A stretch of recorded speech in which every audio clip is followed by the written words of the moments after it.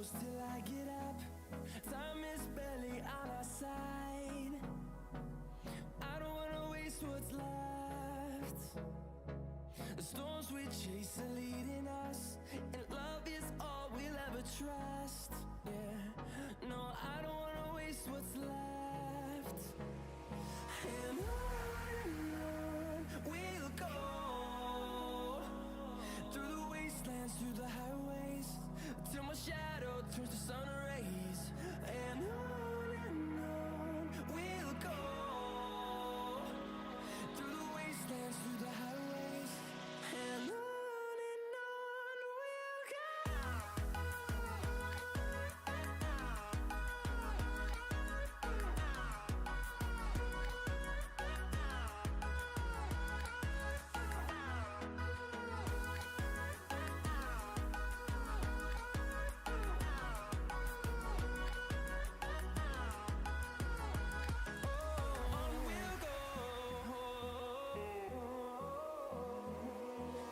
Finding life along the way, melodies we haven't played.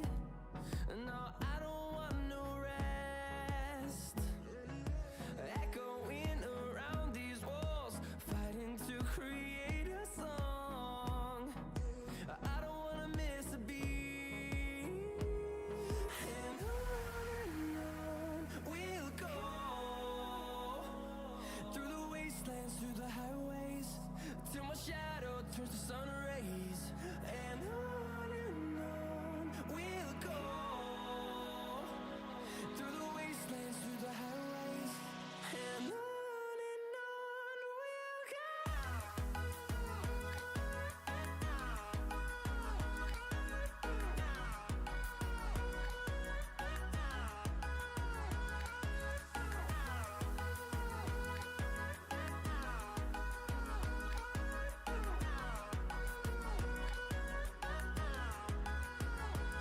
And we'll grow in number, fueled by them to see the horizon, turn us to thousands. And we'll grow in number, fueled by them to see the horizon, turn us to thousands. And on we'll go, through the wastelands, through the highways, till my shadow turns to sun rays. And on we'll go, through the wastelands, through the highways, and on we'll go.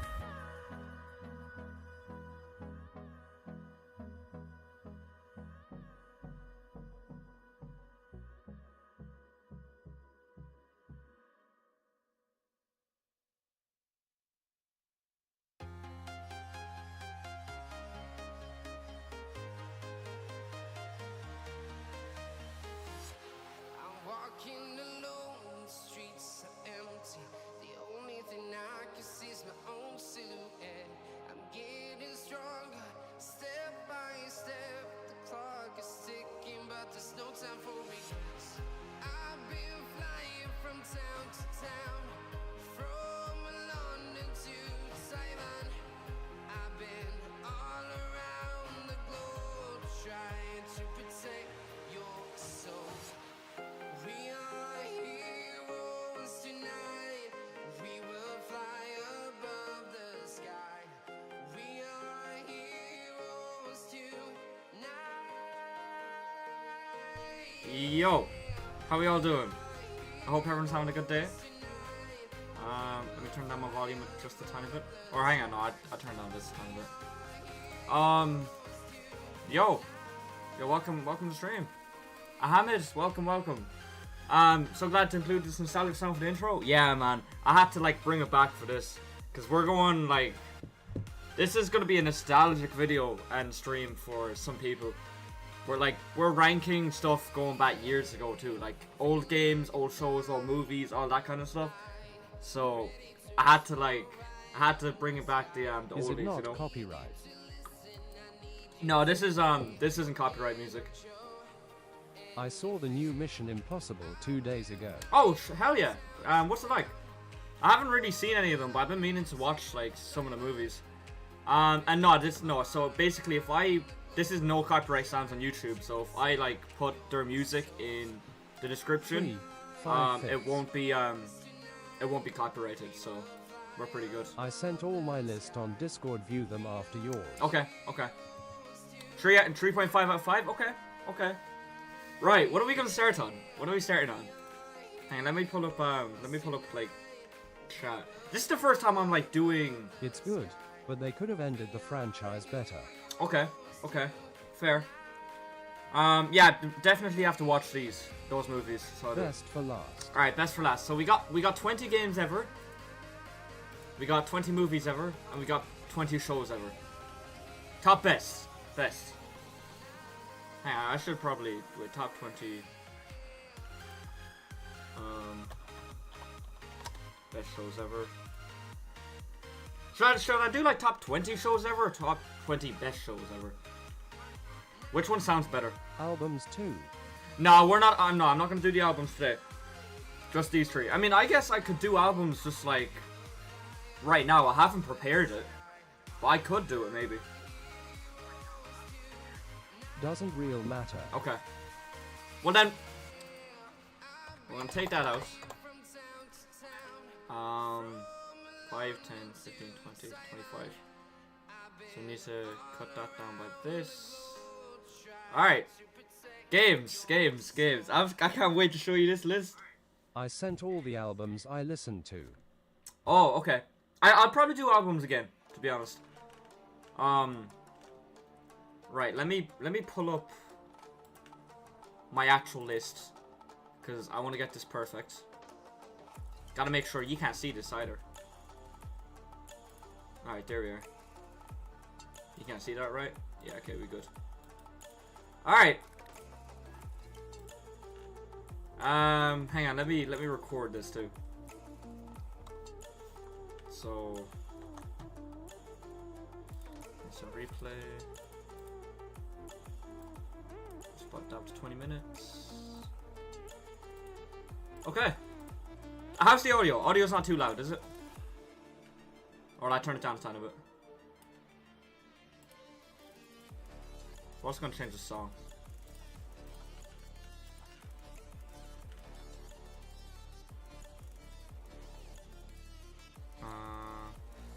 It's G. Okay, alright.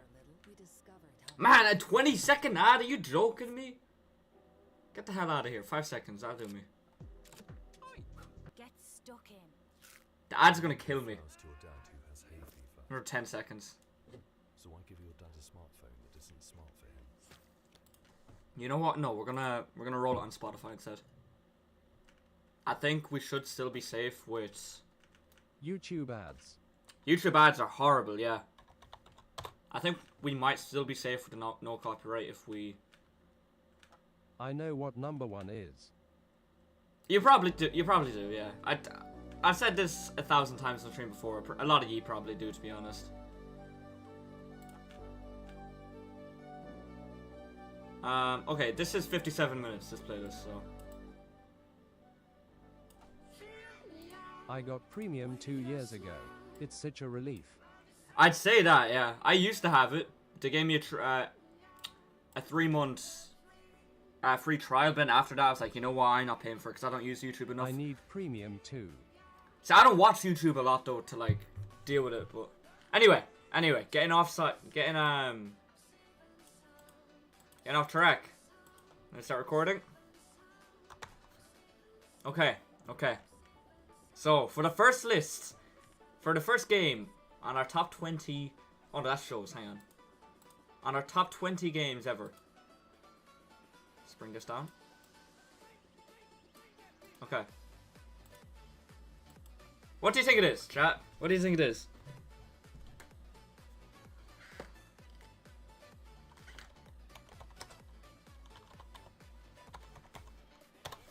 Batman Origins.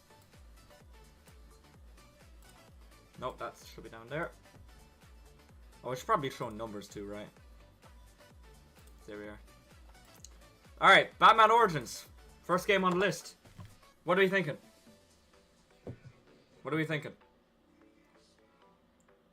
RDR2 is 1, then TLOU, then GTA 5. You think that's my top 3? Okay. Great game. Okay. Batman Origins.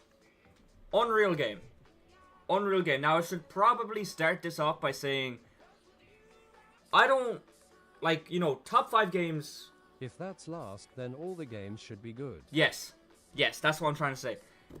I don't hate any of these games. I really like all these games, and I hold, especially the top 5. City. Oh, you haven't played Arkham City? Fuck, man. You gotta play that shit. That's so good.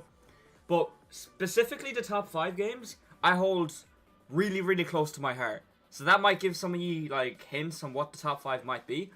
But I don't hate any of these games. These games are all unbelievable. Arkham City, great the best games. Batman. Yes. I have the game. Yes, they it's are. just sitting there. Oh, man, you gotta play that. You gotta play that.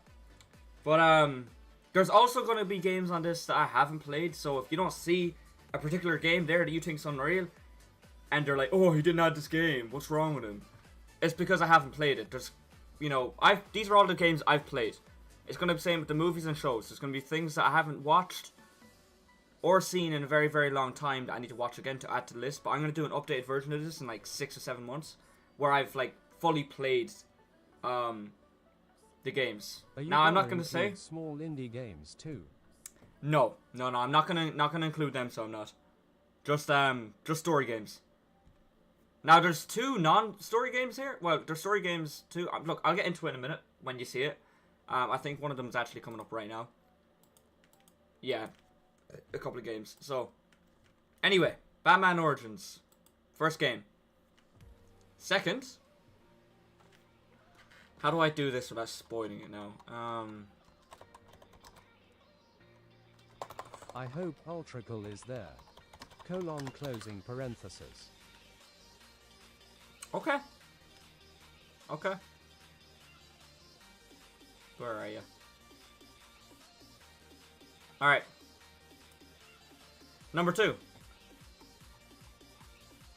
Spider-Man Miles Morales. Great game. It's more of a DLC, that's why it's lower. Haven't played it yet. Okay, well then I'll talk about, when I'm talking about these games, I won't go into spoilers. Because I know there's going to be people that haven't played these games, and same with movies and shows. I'm not going to talk spoilers. I'm spoiler-free review. This is a great game. This is the first game I got on the PlayStation 5. Only like 2 hours. Okay, fair. See, it's not a long game anyway, and it feels more of a DLC than a sequel, kinda. Because this is the game that came out between Spider-Man 1 PS4 and Spider-Man 2 PS5. So, you know, it's like a spin-off. It's a DLC, kinda. It's only about 8 hours, I think. Great game. Highly recommend it, but you gotta play the other 2 games along with this. So go Spider-Man PS4, this, and then Spider-Man PS5. 3 games are unbelievable, and you're gonna see where I rank the other 2 on this list in a few seconds here. Alright, next one.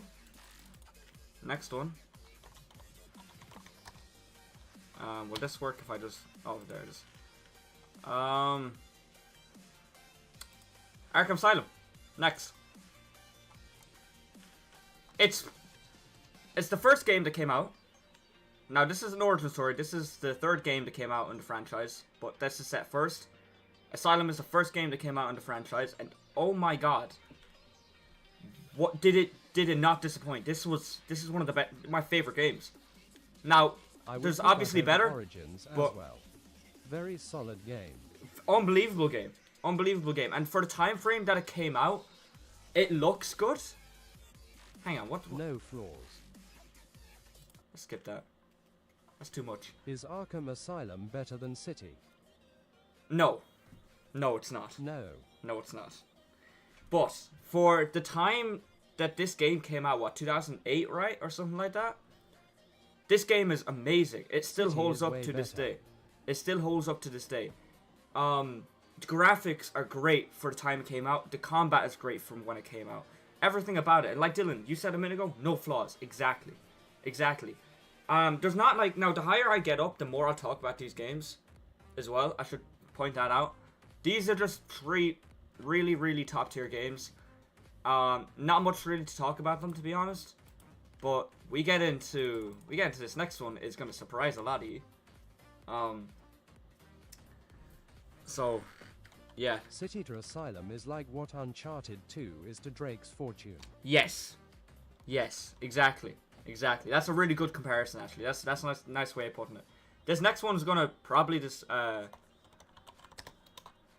surprise you. Now, like I said, I don't hate any of these games, chat. I think they're all very, very good. Detroit Become Human was the first game we played on stream this year. It was my first time playing it. And I'm gonna go back and play it again because there's so many different endings. Unreal fucking game. Unreal game. I need to play this game. Yes, yes. I think, yeah, it's only a PlayStation exclusive, so if anyone that watching this, like, in general, if you have a PlayStation, I'm pretty sure it's on PlayStation Plus, because that's how I got it. Play this game, because you will not be disappointed. There's 3 playable characters, and they're all main characters. So... Very, very good, though.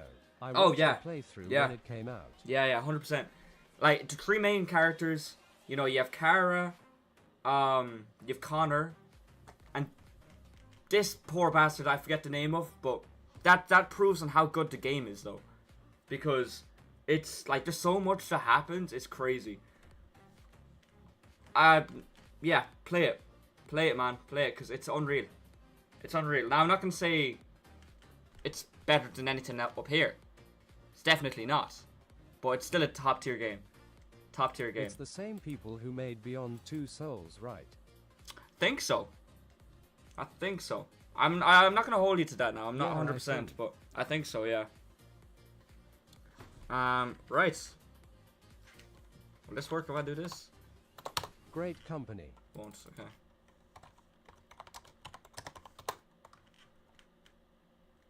Why is it now... Okay.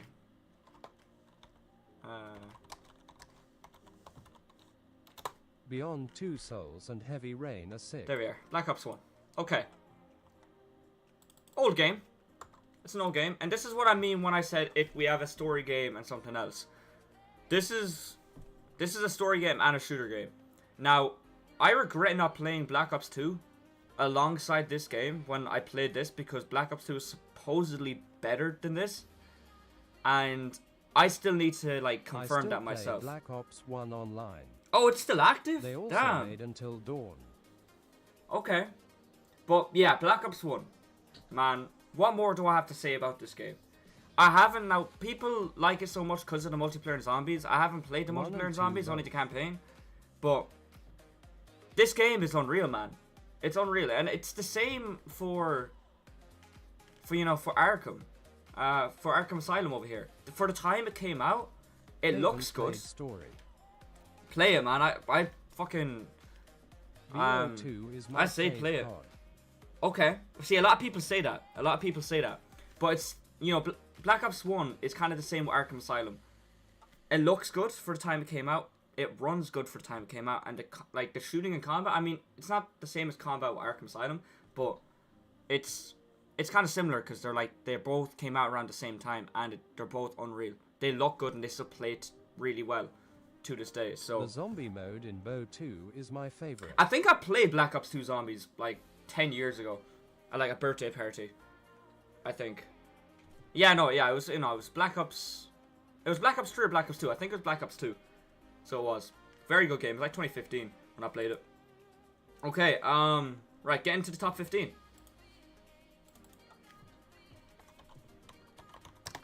Arkham what? What will I put here? There's only 2 more Arkham games I could put in the top 15. What do you think?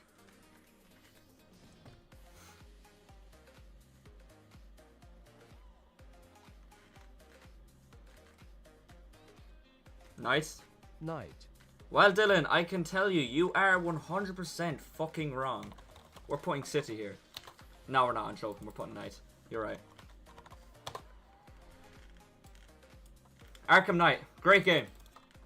Great game. I need to, like, I don't want this video to be long either. I don't know how long I'm recording right now. Why did it 10 take minutes. so long to send? I don't know. That was really weird. I was looking at it and I was waiting for it to, like, say it. Arkham Knight. Great game. Great game. It's fully open world. They took what Arkham Origins did with the open world and enhanced it by like 20 times. They took the Now graphics stretch it from out City. as long as want. Yeah, okay, fair. They took everything that Arkham City and Arkham Origins did. They took that, and fucking, they enhanced it by like 20, 30 times and put it into this game. The story is unbelievable. Arguably better than City. I wouldn't be mad if you said it was. Okay, that's when I was thinking with the list. I was like, what's better? Is it is it Arkham Knight, Arkham City? I don't know, because I really like both. And you know me, if a game has good graphics and a really good story, that's a soft spot for me. Like, this game had both. So putting it in the top 15 kind of hurts at the same time. Because it's so low. But everything above it, man, like, it has to go here. Because everything above it is on a different level. It's on a different level. Okay, this one's going to be interesting. Alright, Uncharted 1. The first of the Uncharted games.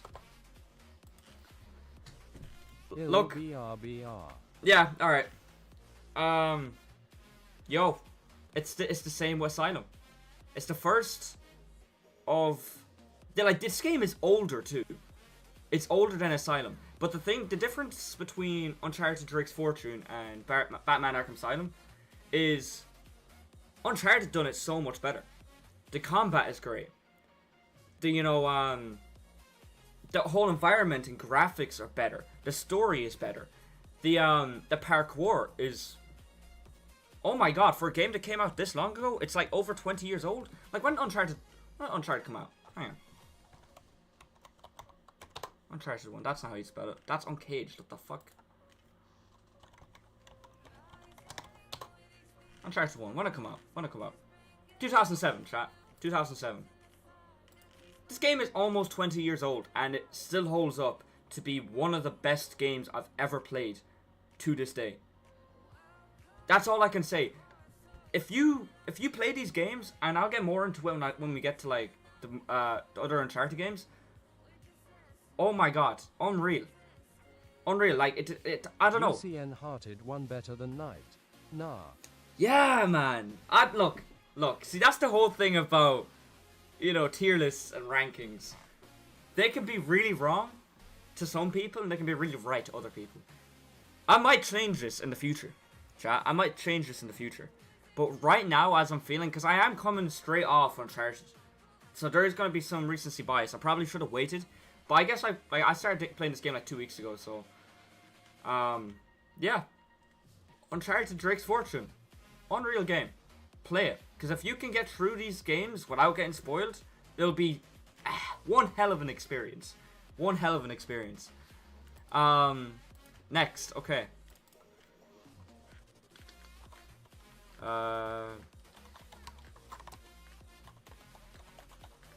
Uncharted 1 is definitely awesome, but Night is leagues ahead.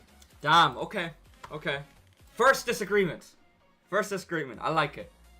Modern Warfare 2 is up next. One of the first Call of Duty games I've ever played. Properly. First campaign I've ever played properly. This, remember when I said earlier on that there's games here that I hold really close to my heart? This is one of them. I remember playing this for the first time, and oh my god, was it not just amazing? And the ending, that I'm not gonna say much MW2. The ending, no, I'm not gonna say because of spoilers. But Dylan, you should play this game because I'm not gonna get like I said, I'm not getting into spoilers. The ending in this game is something else, man. Oh wait, no, I have. Okay. The ending of this game is something else, and that if you know, you know. If you played this game before, you'll understand the ending, and you'll know what I'm trying to say, but I can't say because of spoilers. I mean, this game is nearly 20 years old, so I guess I could say it, but look, I don't want to, because I don't want to ruin the experience for other people and all that stuff. So, man, play this game because it's unreal. I can't remember the story, but I know it was crazy. Yeah, it was very good. So it was. It was very, very good. It's my favorite Call of Duty game. Is this the one with SH Baherd? Yeah, Shepard. Yeah. Shepard. Yes, it is. It's my favorite Call of Duty game. And look, if you played it, you understand why. You understand why. People say Modern Warfare 2, Black Ops 1 and Black Ops 2 are the big three of COD.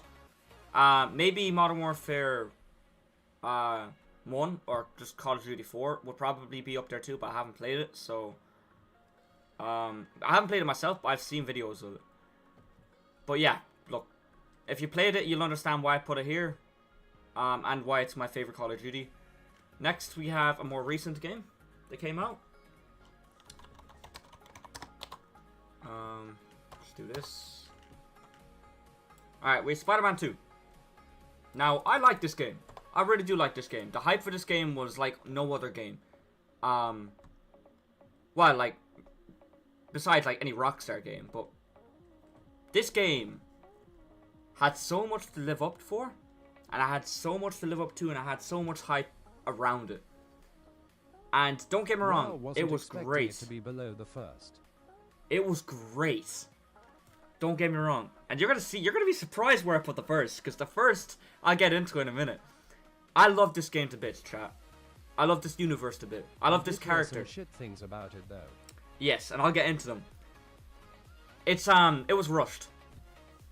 There were some things in it that I felt that was rushed and could have been done better. But the graphics was great. The story was very good. Now again, spoilers, can't get into why I don't like it. No, it's okay, it's alright. Look, great game. Great game, but it was fairly rushed for the hype around it. And there were some things that I would have probably done differently. The last fight, I'm not gonna say who the last fight is. But yeah, I would have done some things differently with the last fight. Look, if you want to see a different video of me going into spoiler detail about these games, let me know, because I will. But yeah, Spider-Man 2 is going to be right after Modern Warfare. This one's going to be interesting. This one's going to be very interesting. So it is. Do I wait until Dylan comes back?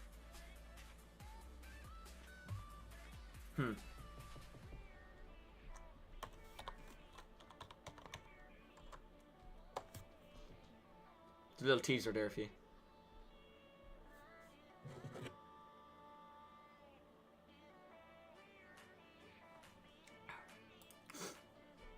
Oh, I thought I had this on shuffle, this playlist. Damn.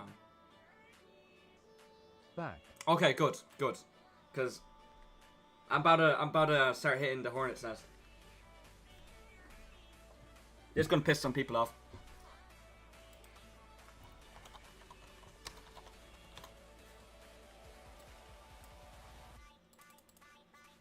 Arkham City. How we feeling? How we feeling about this one, chat? Because I know this is gonna annoy a lot of people. The fact that I have the 4 Arkham games this low, some people are not gonna like that. But I'm not too mad. Okay. I was gonna say, but I don't care because this is my list and I can do whatever the hell I want. But okay, right. I thought you would have put it higher, to be honest. I thought you would. This is gonna be another one you disagree with, to be honest. But all right, fair. Spider-Man 1 over City, I assume. Yes. Hell no. Yeah, that's what I mean. That's why I'm gonna say it's gonna piss some people off. Hang on, let me just put Spider-Man 1 in it.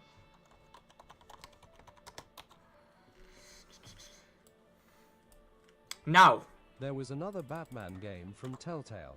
Have you played that? Oh fuck, no, I haven't actually. Better in every way. I haven't. Nah, it's not. And I'll stand on this hill forever, till the day I die. Spider-Man PS4 is better than Arkham City. Hang me for it, I don't care. I like the story better. I like the character better. I know it has a better story. The combat is better. everything about Spider-Man is better than Arkham City. The only thing you can argue is better is the gameplay, that's it. Nah. Nah, I know there's gonna be people in the comments and people gonna say I'm cooked. Touch City. And people are gonna say I'm cooked in the head. I don't know, man. I don't know. It's also like it's a 2018 game. Came out in 2018. My favorite year ever. My favorite game ever. Favorite year ever. No, not my favorite game, sorry. Favorite year ever. I hold that shit very, very close to my heart. That was almost top 5. On how much I hold it to my heart, but the top 5 doesn't come anywhere close to anything else. Now, talking about Spider-Man, I'm gonna get off track. I'm gonna go back on to Arkham City. I love that game to bits, don't get me wrong. The twists and turns. 2017 is definitely up there too. But Arkham City, man, the twists and turns this game has, the ending this game has, man, it's great. It's great.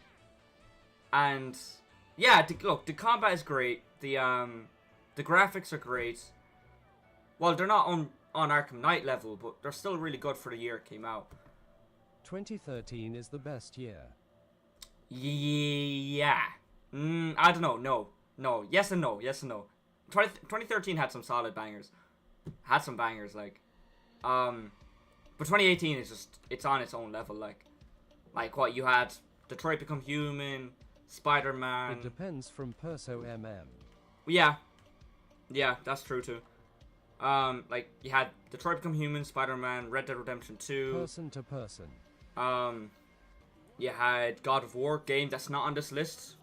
I should probably play that. But anyway, look. Next on my list.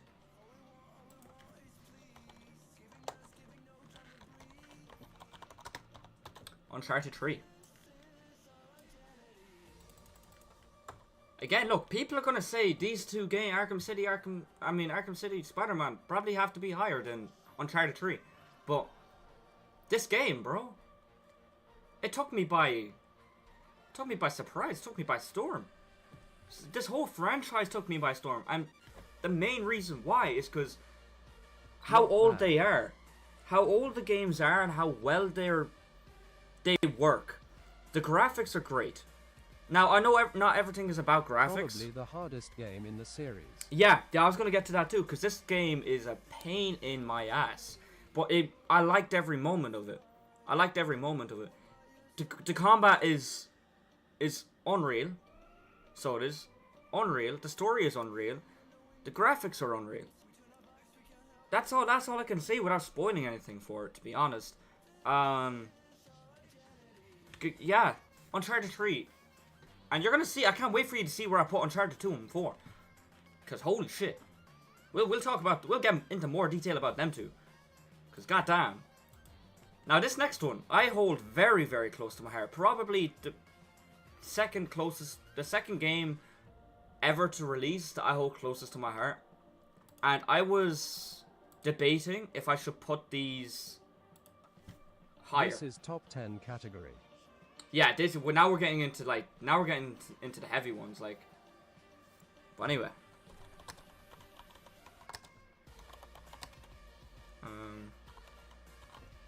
Walking Dead Telltale, chat. Now hear me out. This game, now I was conflicted because this game is 4 seasons. This is the complete edition, so this is four games in one game. And oh my god. About this. First off, €30 I paid for this. Fucking steal.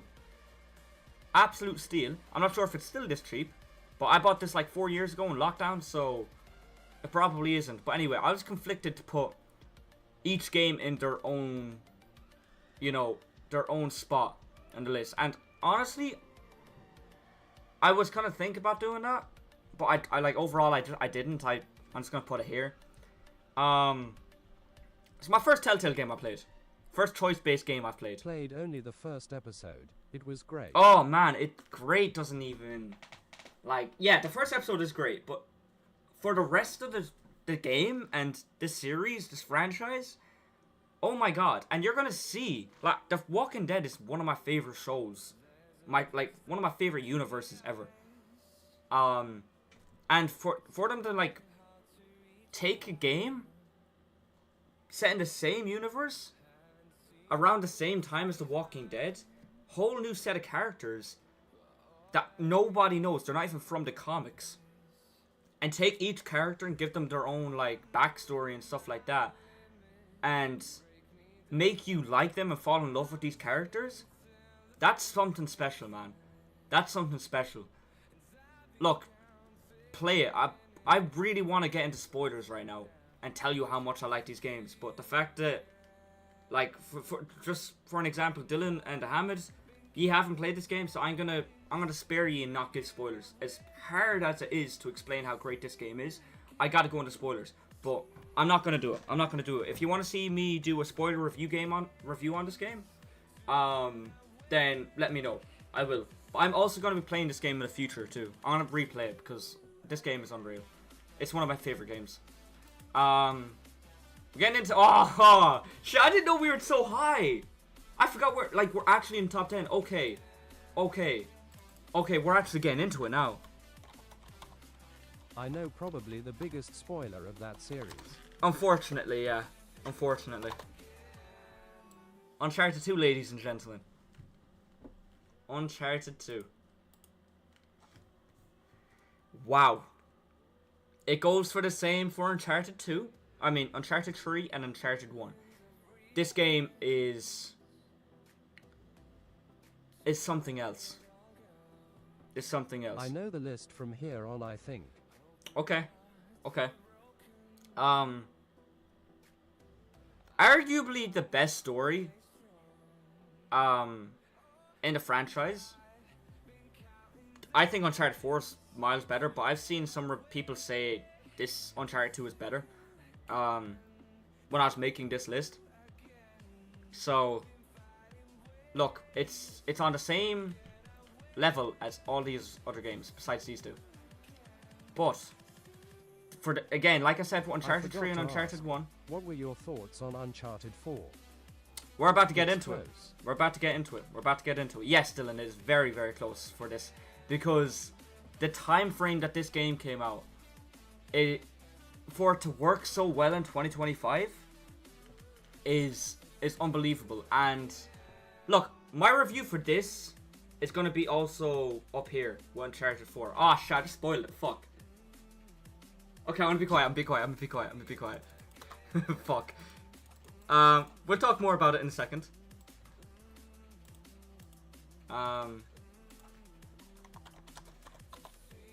GTA 5.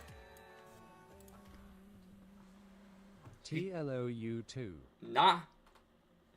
This was a last minute change, believe it or not. This is a last minute change. Yep. The list I told you, Dylan, I changed it. I put a curveball in there. Some of you probably are going to guess it from now on, the top 5. TLOU2.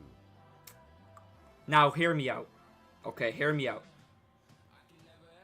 I need to play GTA 5 again. When I say it's been years since I played this game, I mean it has been years. Like, we're talking 5-6 years ago. I, like, fully sat down in front of the PlayStation and played this game from start to finish. It's been a very long time. There's things I forget about this game. I know how great this game is and how loved this is in the gaming community. I also love it. I keep this really close to my heart. Okay. But I need to play again. This will be in the top 5, I'm sure. I'm sure this will be in the top 5 when I play it again and I platinum it next year, before GTA 6. But for now, it's top 5. And that's all I can really say about it, because I don't really remember everything about this game. All I know is I love it. I don't even know exactly why I love it. It's a Rockstar game. It's Grand Theft Auto. It's like it's GTA. Like, if this isn't in your list, then what are you doing? You either haven't played the game, or you're too young to play the game, or you're just living under a rock. what this did and the copies this sold over the last, what, 12, 13 years? Like, man, it probably does deserve to be up here, top 3. It probably does. It probably does. Just, you know, don't hate on me yet, because I need to play it again, and then when I play it again, I'm gonna update this list, and I'm probably gonna put it in top 5. So I am. But right now it's 6. 3 game ever. Yes, 100%. 100%. I'd need to play it again. These 5 games here, I've played recently. So, anyway. This one's going to surprise a lot of you. Probably not, because it's not been on the list yet, but... Ladies and gentlemen, we have the one and only Uncharted 4. Now, I will talk about Uncharted 2 and Uncharted 4 in this. This franchise took me by storm. I lived my whole life without seeing a single spoiler about this game, about this franchise. And wow. He's lost the plot. Nah, I haven't, because let me cook. Let me cook. You haven't seen the rest of the list yet. You haven't seen the rest of the list. Uncharted 4 isn't just a great story and a top 5 story of all time, in my opinion, in my humble opinion. The combat is probably the most fun I've ever had in a Naughty Dog game, in a game in general. The graphics for a game that came out in 2016. You'll poison us all. For a game that came out in 2016, the graphics look like something that came out in 2025. They took everything from the past 3 games and, like I said before, enhanced it, but not by 20 or 30 times. They enhanced that shit by like 120 times. The parkour is peak. The campaign and the story is peak. The graphics, I said the graphics already. I'm kind of stuttering right now because I don't know how to put this game into words on how great it is. I'm not mad at Uncharted 4, I'm mad you're putting it under the major disappointment that is TLOU 2. See, yeah, now I'm gonna cook when I talk about The Last of Us Part 2. I'm gonna cook because in a minute. But the fact that Uncharted, like I said about The Walking Dead Telltale, took a group of characters that we never knew. Like, there's no, like, backstory. Well, not backstory, but... GTA 4. I got warm up my keyboard for this. Okay. But, look, Uncharted and Naughty Dog, they took these characters, and in some games I play, there's always going to be a few characters that I hate and I despise. I love, and I mean love, and I'm put all caps on the word love. I love every single character in this franchise. Besides the villains, obviously, but I love every single character. Side characters they brought in. Tenzin in Uncharted 2. The guy that was up in the mountains with that village. That guy was dead on. He didn't even speak a word of English. I didn't know what he was saying, but I still liked him as a character. I got a good vibe off him, you know? Everything, like Nathan Drake, he's a top 5 character for me now. So he is. He's a top 5 character. They're good villains, though. They're very good villains, yes. Yes, they're unreal villains. And shout out to the actors, because, you know, you might hate the character, but respect the actor, because holy shit, they did a good job with this. They did a really good job with this. Respect to all the actors that played this game, like, that acted in this game and stuff, because, oh my god. Like, unreal. Uncharted 4, that last battle, again, if you seen it yesterday and you see my reaction in it yesterday, you seen I was hyped, and I've never been hyped like that in a very long time playing a last boss battle in any game. So, like, I was actually worried because I thought something bad was gonna happen, and that's kind of like a not minor spoiler, like, you know, kind of a little spoiler on its own, but man, it is perfection. And every other game after this, I think, is perfection. Game. Yes, exactly. That's what I'm saying. Now the next one is gonna literally, shit's gonna piss a lot of people off, And you already know what I'm putting next. But I don't care. I don't care. I don't care. I don't care. I love this game. I love this game. Words can't describe how much I love this game, because I like it because everybody else hates it. And I know that doesn't make sense right now, but I understand the game. I've put 500 hours into this story. Okay? So I think I have a pretty good leg to stand on. That betrays the first game. Nah. I mean, look, everyone has their opinions on it. And for me to actually... Now, I'm sorry. I know I said no spoilers. This is your spoiler warning. I'm going to give you 5 seconds to get into this game. To, like, back off, okay? You can always come back to this video again. But I need to get in spoilers to describe how much I love this game, because I need to defend this game like my life depends on it right now. I understand Dylan so much RN.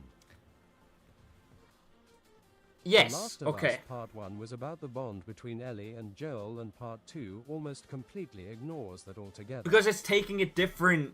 It's taking a different, like, pathway. It's different, like... Like, Ellie was the main character from the beginning. Can we all agree on that? She's the cure to mankind. She's the cure to mankind. She has that ability, and she's the reason Joel and Tess are taking this risk to bring her to the Fireflies. If there was no Ellie, there is no Last of Us. So what I'm trying to say is, yeah, okay, Joel was a great character, and he is a great character, and he will go down as top 3 characters ever in my opinion. And it's really fucking sad that he dies off. But he was not a good guy, chat. And he got what he was coming to him. Now, I like this game. Now, we're not going to talk about Last of Us Part 1. We're going to talk about that in a minute. We're going to talk about Last of Us Part 2. There's pros and cons to this game. Pros and cons. The pros, I'll say first, because I want to start off on yes, no but bad it doesn't stuff. feel like a Last of Us game. What the fuck do you mean? Nah, get out of here. No. Wait, Ahmed, have you... Oh, shit.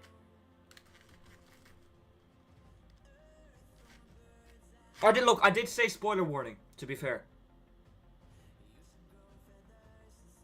I did say spoiler warning, to be fair. I didn't hear that. Chill. Okay, good. Ahmed, you probably want to, like, click off about what I'm about to, like, get into. Unless, look, you can stay here on your own terms, but if you don't want to get spoiled, I'd probably click off and come back in, like, maybe 5-10 minutes. It doesn't, man. Like I said, it's about Ellie and Joel's bond, not revenge. But it is a Last of Us game, though. Okay, I want to get into the pros and cons, and I'll get back to that. We're going to backtrack to that in a minute. The Last of Us Part 2 has...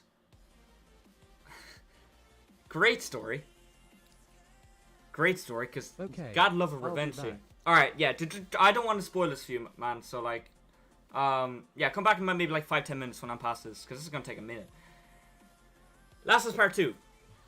Combat is unreal. It's up there with Uncharted 4. I've never had so much fun in a game I've ever played, ever. Like I said, I put like nearly 500 hours into like the 2 games combined. So I think I have a good leg to stand on when I talk about this. And just hear me out, okay? Combat is great. Graphics are great. Story is great. And the story is great for a couple of reasons. Now, well, no, sorry. The story's good. Because there's a few things that I'm gonna like... I'm probably like make it justice, and you'll probably agree with. The whole thing they did with Abby, I don't hate, but I don't love either, because I feel like they like the combat with Abby is great. I think the whole combat area with Abby in general, I think is better than Ellie's combat. Does that make sense?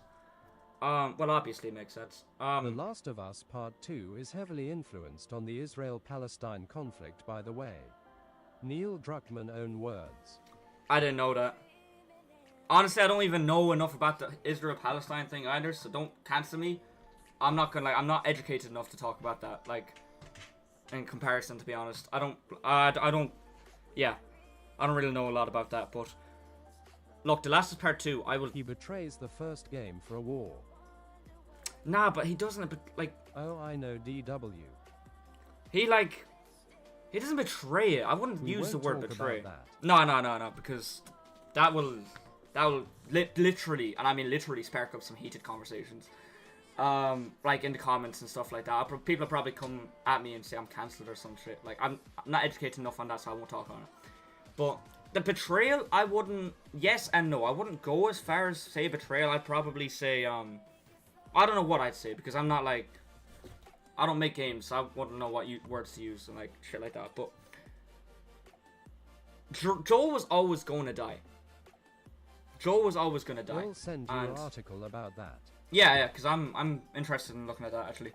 Joel was always going to die. From what he did at the end of the game, the end of the first game, lying to Ellie and doing all that stuff. I know he saved her and all that stuff, and the cure was never going to work.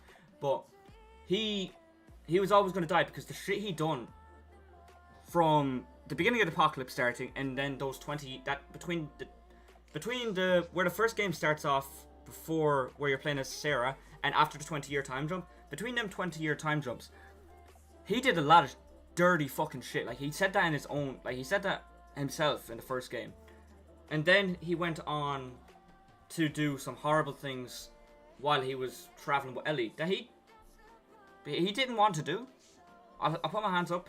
They left him no choice to do some of that stuff, but I see why he saves Ellie at the end of the first game. I do understand that, but man, like, he was not a good person.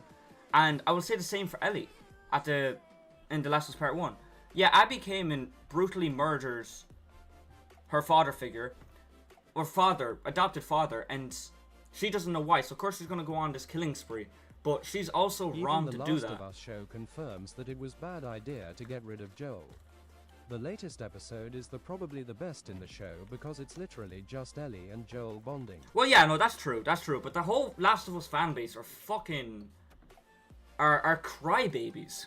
They're crybabies. I'm sorry, I'm putting my hand up to it. They're crybabies. They cry over the stupidest shit ever. So they do. They cry over the stupidest shit ever. Look at Game of Thrones, for example. They killed off Ned Stark in Season 1. The main character. Like, Game of Thrones kills off main characters all the time. So, like, you know... and same with The Walking Dead. You're gonna have... Like, I like shows that kill off characters, and like games that, you know... and worlds and universes that makes you feel like no one's safe. Joel was one of them characters. Now, going back to The Last of Us Part 2, Ellie shouldn't have went to Seattle and killed all those people. She was wrong to do that. Abby was also kind of in the right, because Joel killed her father and the whole cure to mankind is gone. Like, he stopped that. But, like, they're both wrong for what they did in Last of Us Part 2. Now, that's just my, like... my view on the story. For the game, that's why I'm putting the top 5. Because the combat is unbelievable. The graphics are unbelievable. And the story, for the most fact, I think is unbelievable. Because it's controversial. That's not the point, though. The point is they killed off what made the story great, which is Joel and Ellie bonding. Wasn't just that, though, like... Okay, look, I'm gonna get to the other 3 games, because I can literally talk, like I said about yesterday when I was talking this on stream, I could talk about The Last of Us Part 2 and Part 1 for fucking hours, on how, like, I could defend this game for hours. Outside of Ned Stark, Game of Thrones season was still awesome. Oh, yeah. Let's move on, I understand. Yeah, it was awesome, but, like, I like a show that kills off their characters, and, you know, Game of Thrones fans, they didn't like that, obviously, but they moved on. People are still, like, The Last of Us Season 2, for example, people are crying, and I mean crying. Now, I have my differences with The Last of Us Season 2, but the people are actually crying over, like, over the fucking, like, first off, the casting choices. Yeah, okay, Kaylee Spaney would have been a better Ellie, but we got Bella Ramsey as Ellie, and I think she's still a really good choice. Pedro Pascal. People would have probably picked your man from Jamie Lannister from Game of Thrones, his actor, for Joel, but we got Pedro Pascal. People, like, you know, are overlooking it, to be honest. Just like, look, I'm getting off track. I'm gonna move on because anyway. Look, if you want to see me go detail into Last of Us Part 2 and Part 1 and The Last of Us show into more detail, I will literally do that. I will be happy to do that. I might do that after season 2 ends, to be honest. And call out you little fucking crybabies, because Bella Ramsey is a great Ellie. She's great. Isabella Merced is a great Dina. I'm back. Fucking Caitlin Dever is a great Abby. The acting is good. Bedard Stark IWAS pretty sad. He left because he was my fave character, but I never wanted to stop watching because the show was still awesome if you cut him out. I cannot say that for Joel. Fair enough. Only 1 episode is left. Yeah. Don't read my messages, Ahmed, sorry. But like, the people are saying that the casting choices are wrong really pisses me off, and the acting is bad. Nah. Acting's great. Acting's great. Anyway, that's that. Next on the list of my top 3 games ever. How do I spell this?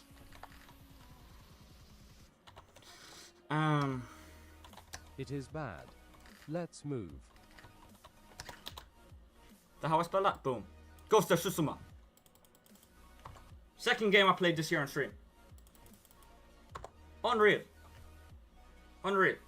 The story is great. And I have a soft spot for, like, you know, samurais and Oh damn, Japanese, I forgot about this. Japanese, like, you know, culture and all that, because I really like that, and you're gonna see this when it comes to my top 20 shows. I got a tattoo, like a Japanese tattoo. I like the Japanese culture so much. Everyone needs to play this game. This game is unreal. It's unreal.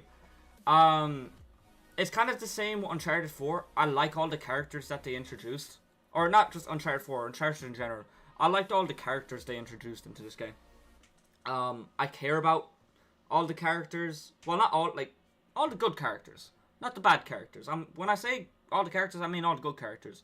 But the bad characters are really good too, to be fair. Seen a couple clips from it. Yeah, it's fucking class. It's It's like class. Assassin's Creed in a way. Yes. I was gonna say that. The combat is great. The graphics are great. The story is magnificent. I like, look, again, like, spoilers, and I talked more. I'd spent too long on The Last of Us Part 2 talking spoilers about that. I'm just gonna get on to the other 2. But Ghost of Tsushima, you are one of my favorite games ever, and that's why you're in top 3. Now, you already know what the top 2 is. If you don't, then I don't know. You're about to see. You should play the Assassin's Creed quadrilogy as well. Yes. I wanna play all the Assassin's Creed games. I don't know when I'll get the chance to do that, but I do want to play all of them. Alright.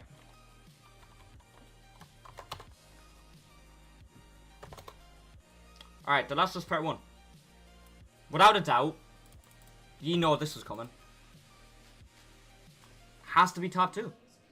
The new ones are all mid. Has to be top 2. Peak. Yeah, took the words out of my mouth. Peak. Everything about this game is unreal. The story is unreal. The gameplay is unreal. The characters, I love every single character in this franchise. Now, like, even... Oh, I wonder what number will be. 1. Like, oh, you're about to see. But I love this game to bits. It was one of the first games I've played on stream ever. When I played this game at first, now that's on this channel. That you can't find them streams now because they're long deleted. But I wish I didn't delete them, to be honest. But man, this game, I don't even know how to talk about it because it means so much to me. To, like, Could it be the best piece of entertainment of all time by a huge margin? what, The Last of Us? Or number 1?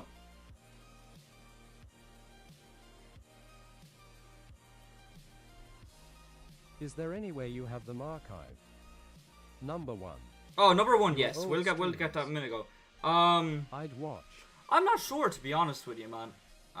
They might be on private. Maybe I didn't delete them. I'll see. TLOU1 is definitely a perfect Yes, game. yes, 100%, 100%. I don't really know if there's much to say about it because I kind of went over both games when I was talking about Last of Us Part 2. But yeah, perfect fucking game, man, perfect game. Now, can we get a drum roll, please, for number 1, the best game ever Or. Oh. BLOX. Boom! Roblox. Can we get W's in the chat for Roblox being the best game ever? Get the fuck out of here. Hang on. RDR2. You already knew it was coming, man. You already knew it was coming. Now imagine. Imagine. If I Thought it was gonna be fart night. Nah. Look, is there more I have to say about Red Dead? If you've played it, you'll understand it. The first game that ever made me cry. And that's something. That's something, because I don't cry when I watch movies, shows, and fucking games. But this game, literally, like, when I seen the ending of this game, a few physical tears fell down my face. You could go on all day about this. Exactly, and I don't want to spend all day on this, because, like with The Last of Us Part 2 and Part 1, I can do a whole different video on this. So if you want to see me do Definition videos on of this... peak. Exactly. Peak perfection. Every words that you could think of describes this game. The Mount Everest of games. Yeah, 100%. Now, like I said, GTA 5 should be up here. I just need to play it again. So I don't even know how long this video is going to be. I think this might be like 40 minutes long, you know.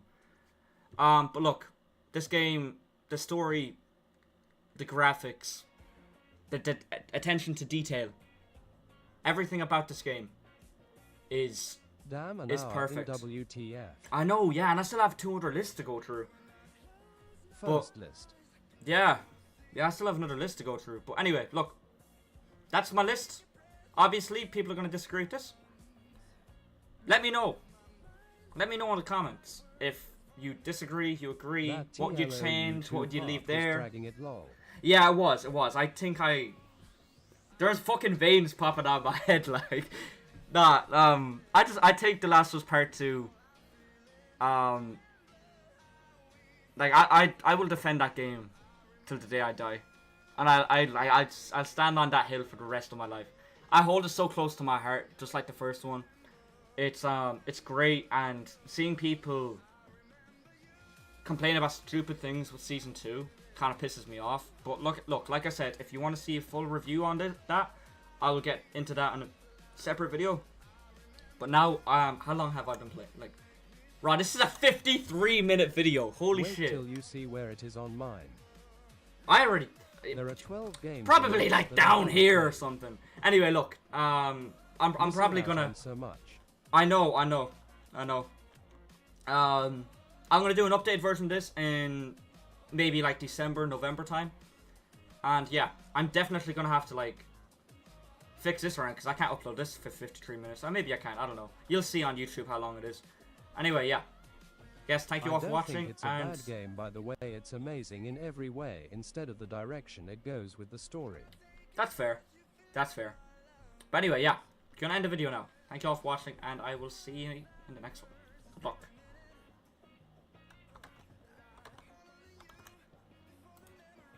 $54 minutes, chat. That video was 54 minutes. I'm definitely gonna have to cut that. I would probably have to start uploading that tonight if I want that up for like tomorrow night. That's crazy. Wow. Fucking hell. Okay, anyway. That's my games. What are we doing? Shows or movies next?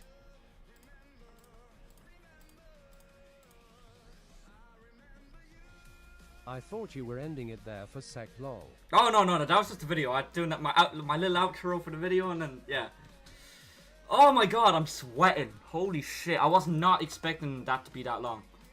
I don't want it to be that long, because I want people to watch it. You can't just expect people to, like... Surely this won't be as heated as the game list. Oh, no. Probably won't. Probably won't. But I don't want these videos to be that long, either, because... I don't want, like...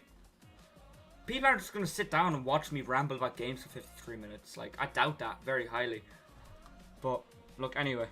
It's the whole fun of the game, I guess. Right, what do we do next? Shows. Okay, this'll be fairly fast, to be honest. 5, 10, 15, 20. Okay.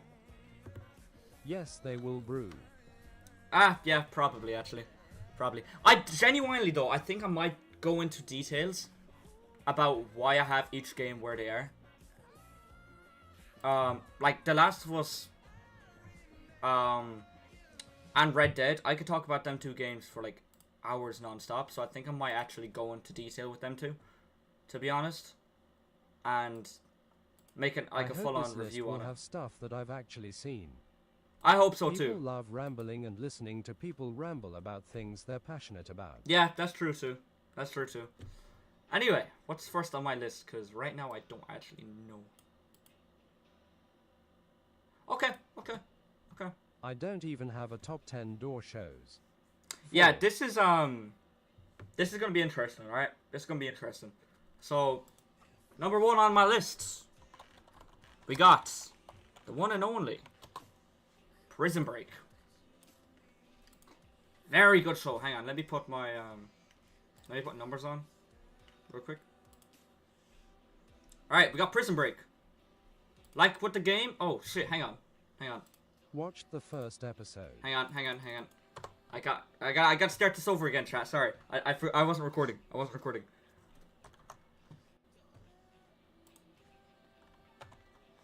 Okay, right, now I'm recording.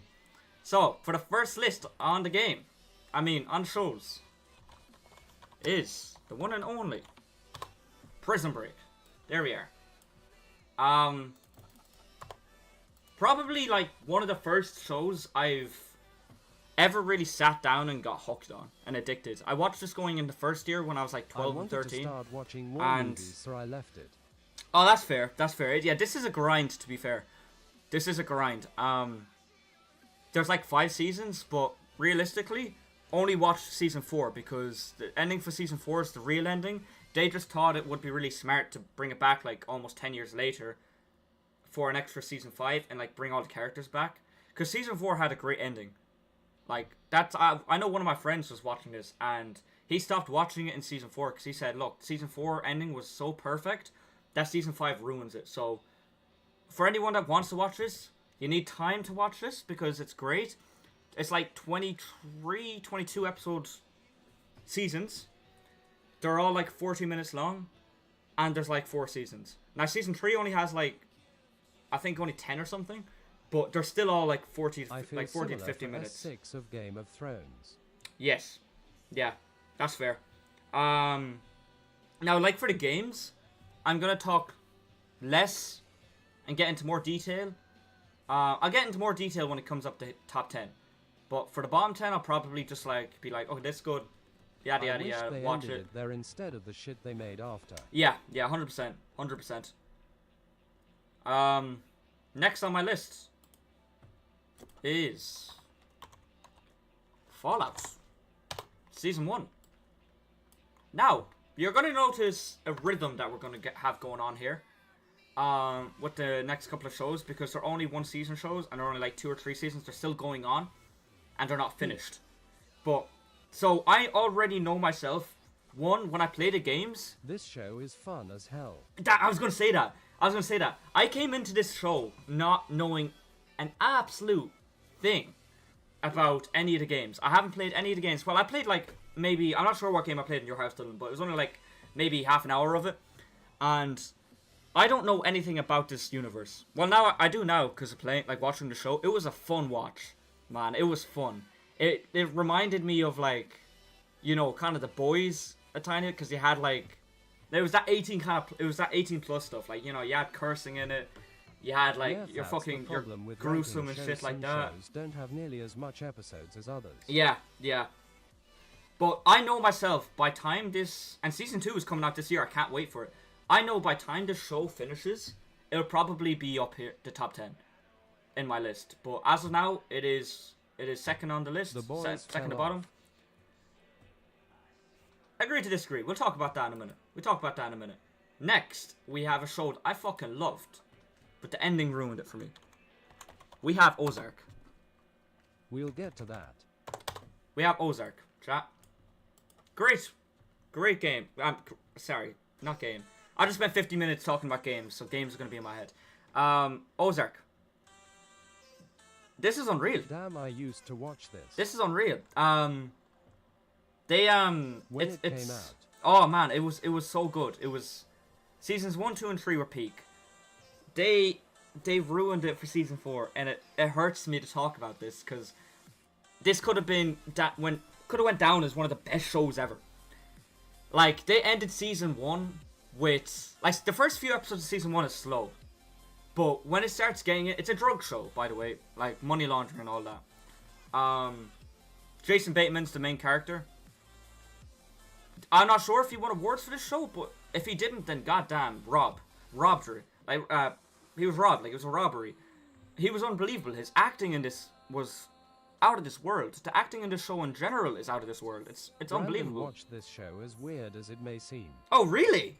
Damn. I wouldn't have, like, took him to be that kind of person to watch this show, to be honest. But, okay. Jason Bateman is cool. Yeah, he's a great actor. But, like, the actors in this, honestly, put their heart and soul into this. And you can tell. Now, look, I want to say watch the show. But if you don't like disappointing shows and how they end, don't watch the show. Because season 4 will literally, like, it will leave a hole in your chest. Like, it kills me. Because it ended on a cliffhanger. But it was the last season and they never made a season 5. So, like, this ended 3 years ago and I'm still not over it. So, yeah, it's a great show. It's a great show, but, man, that finale still hurts me. If you know, you know, man. If you know, you know. I don't think H has watched any show like that ever again. His taste is so odd. Yeah, didn't he, like, watch Riverdale or something? Like, what the fuck? Like, imagine going to Riverdale and then Ozark. Or Ozark to Riverdale, like. It's so fucking confusing, man. But hey, man, you do you. I'm not gonna judge anyone's taste in shows. But yeah, Ozark, unbelievable show. Next, we have another show that's still going on, I think. How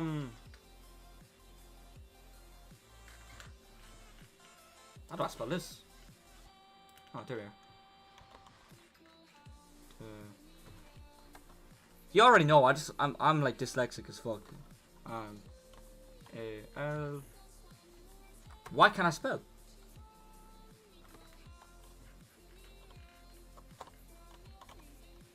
Alright. That was wrong. What the fuck? Why can't I spell, chat?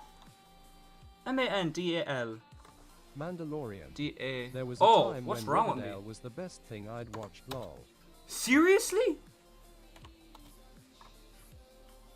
Wait, what's... What am I spelling wrong? M-A-N-D-A-L.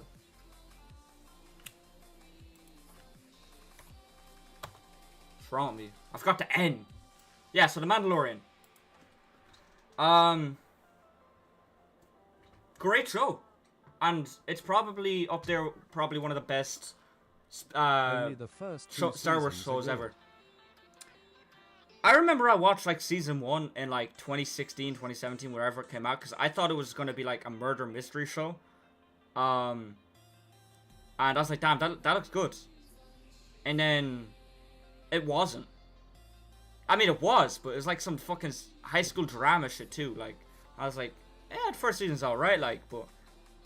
Then I like, they introduced, like, some fucking horror elements, and, like, I don't know, man. It was weird. It was weird. On the list of many, I bet. Yeah. Actually, I don't know, to be honest. But yeah. Anyway, Mandalorian. Great show, and I think the first 2 seasons are done, and then they're gonna make the. How many seasons there is? I think there might be 3. I think for the last season, they're not making it a season of the show. They're gonna make it a movie, The Mandalorian Grogu. I think that's coming out next year. But, man, this show is probably, like, from The Force Awakens, Rise of Skywalker, and Rise of Skywalker, those 3 movies that came out, the last 10 years, the last 3 Star Wars movies we got. Out of those, like, out of all of the Star Wars content that we got in 10 years, I think this is definitely up there with the best. Now, people are saying Andor is best. There's an episode of this rated like 9.860k yeah, reviews. man, it's so fucking good. It's so good. And yeah, this is like when Pedro Pascal kind of started getting his bag as well. Well, like roles and stuff. So yeah, he was unreal in this show. It's a fun watch. If you don't like Star Wars, this isn't going to be for you. But if you do like Star Wars, well then I kind of find it hard that you haven't watched this show. But I mean, hey, maybe you haven't. Maybe you haven't. Are you including shows which were cancelled too? Ooh.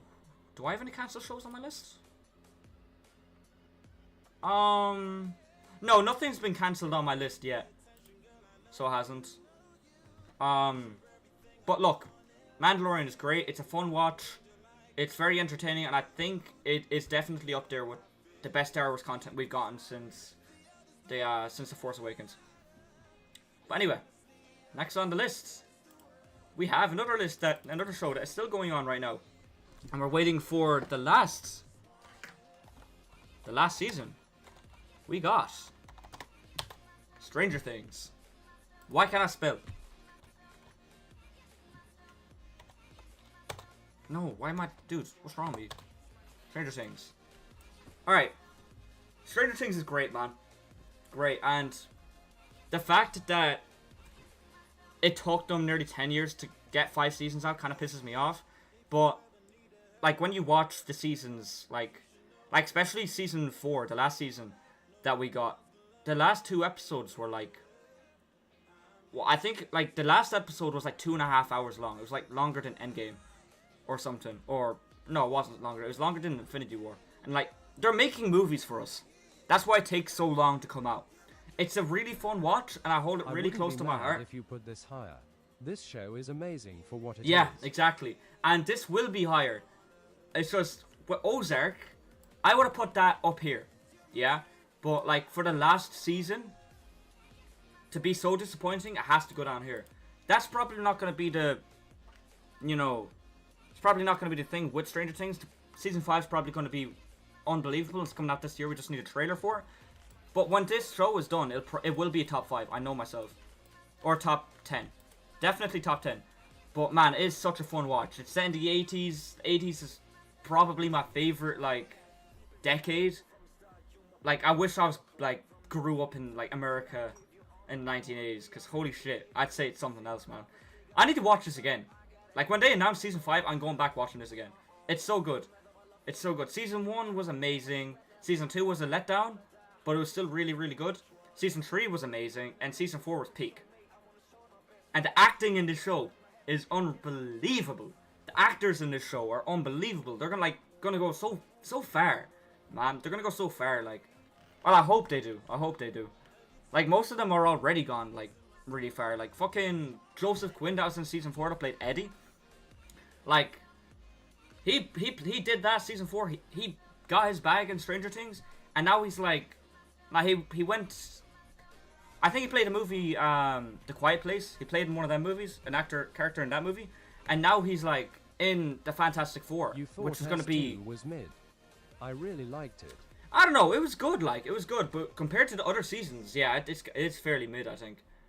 But for the time it came out, like 2017, I hold really close to my heart. Like, special day when season 2 came out. But like Joseph Quinn, like he's going crazy now, so he is. See, that's what I mean. Like, when season 1 came out, like each season that this show came out, I was in a different, part of my life, which I really like look back on with lots of memories. Lots and lots of memories. Like, 2019 was a peak year, 2017 was a peak year, 2016 was a peak year, and 2025 is a peak year so far, if they go on and release it this year, Season 5. But anyway, look, I'm not going to get on with this too much. We'll talk more about this when Season 5 come out. Another show that I thought was over, but they're bringing it back for a movie, which is good, I don't mind. But we have Peaky Blinders.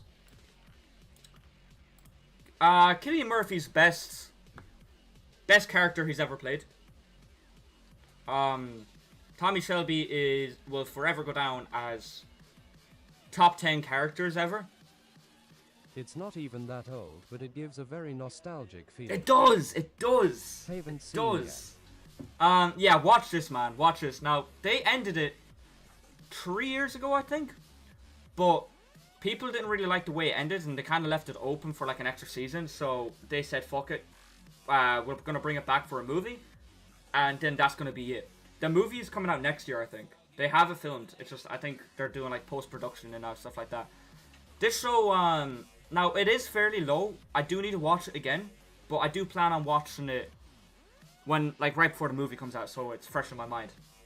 I will say this will be higher, along with Stranger Things. when the whole like universe is done. And when I watch this again, it'll probably be a tiny bit higher, to be honest too, because there's things I forget about this, but I know I love it so much because the stuff that I do remember out of it had me on the fucking edge of my seat. There's episodes in this where I'm like, oh my god, like I'm biting my fucking nails, like I'm so nervous. And if a show has you on the edge of your seat biting your nails watching it, they're doing a good job. They're doing a good job. Next on my list, we have, I think, the newest show to come out. There it is. Wait, the Penguin. No, that's not it. But I click on that. Search. Wait, the Penguin. Another fellow Irishman doing unbelievable in the movie and show scene. This show seems so fire. Oh my god, it's amazing. It's amazing. It's like The Sopranos in a show version. It's like, do you know how the Batman,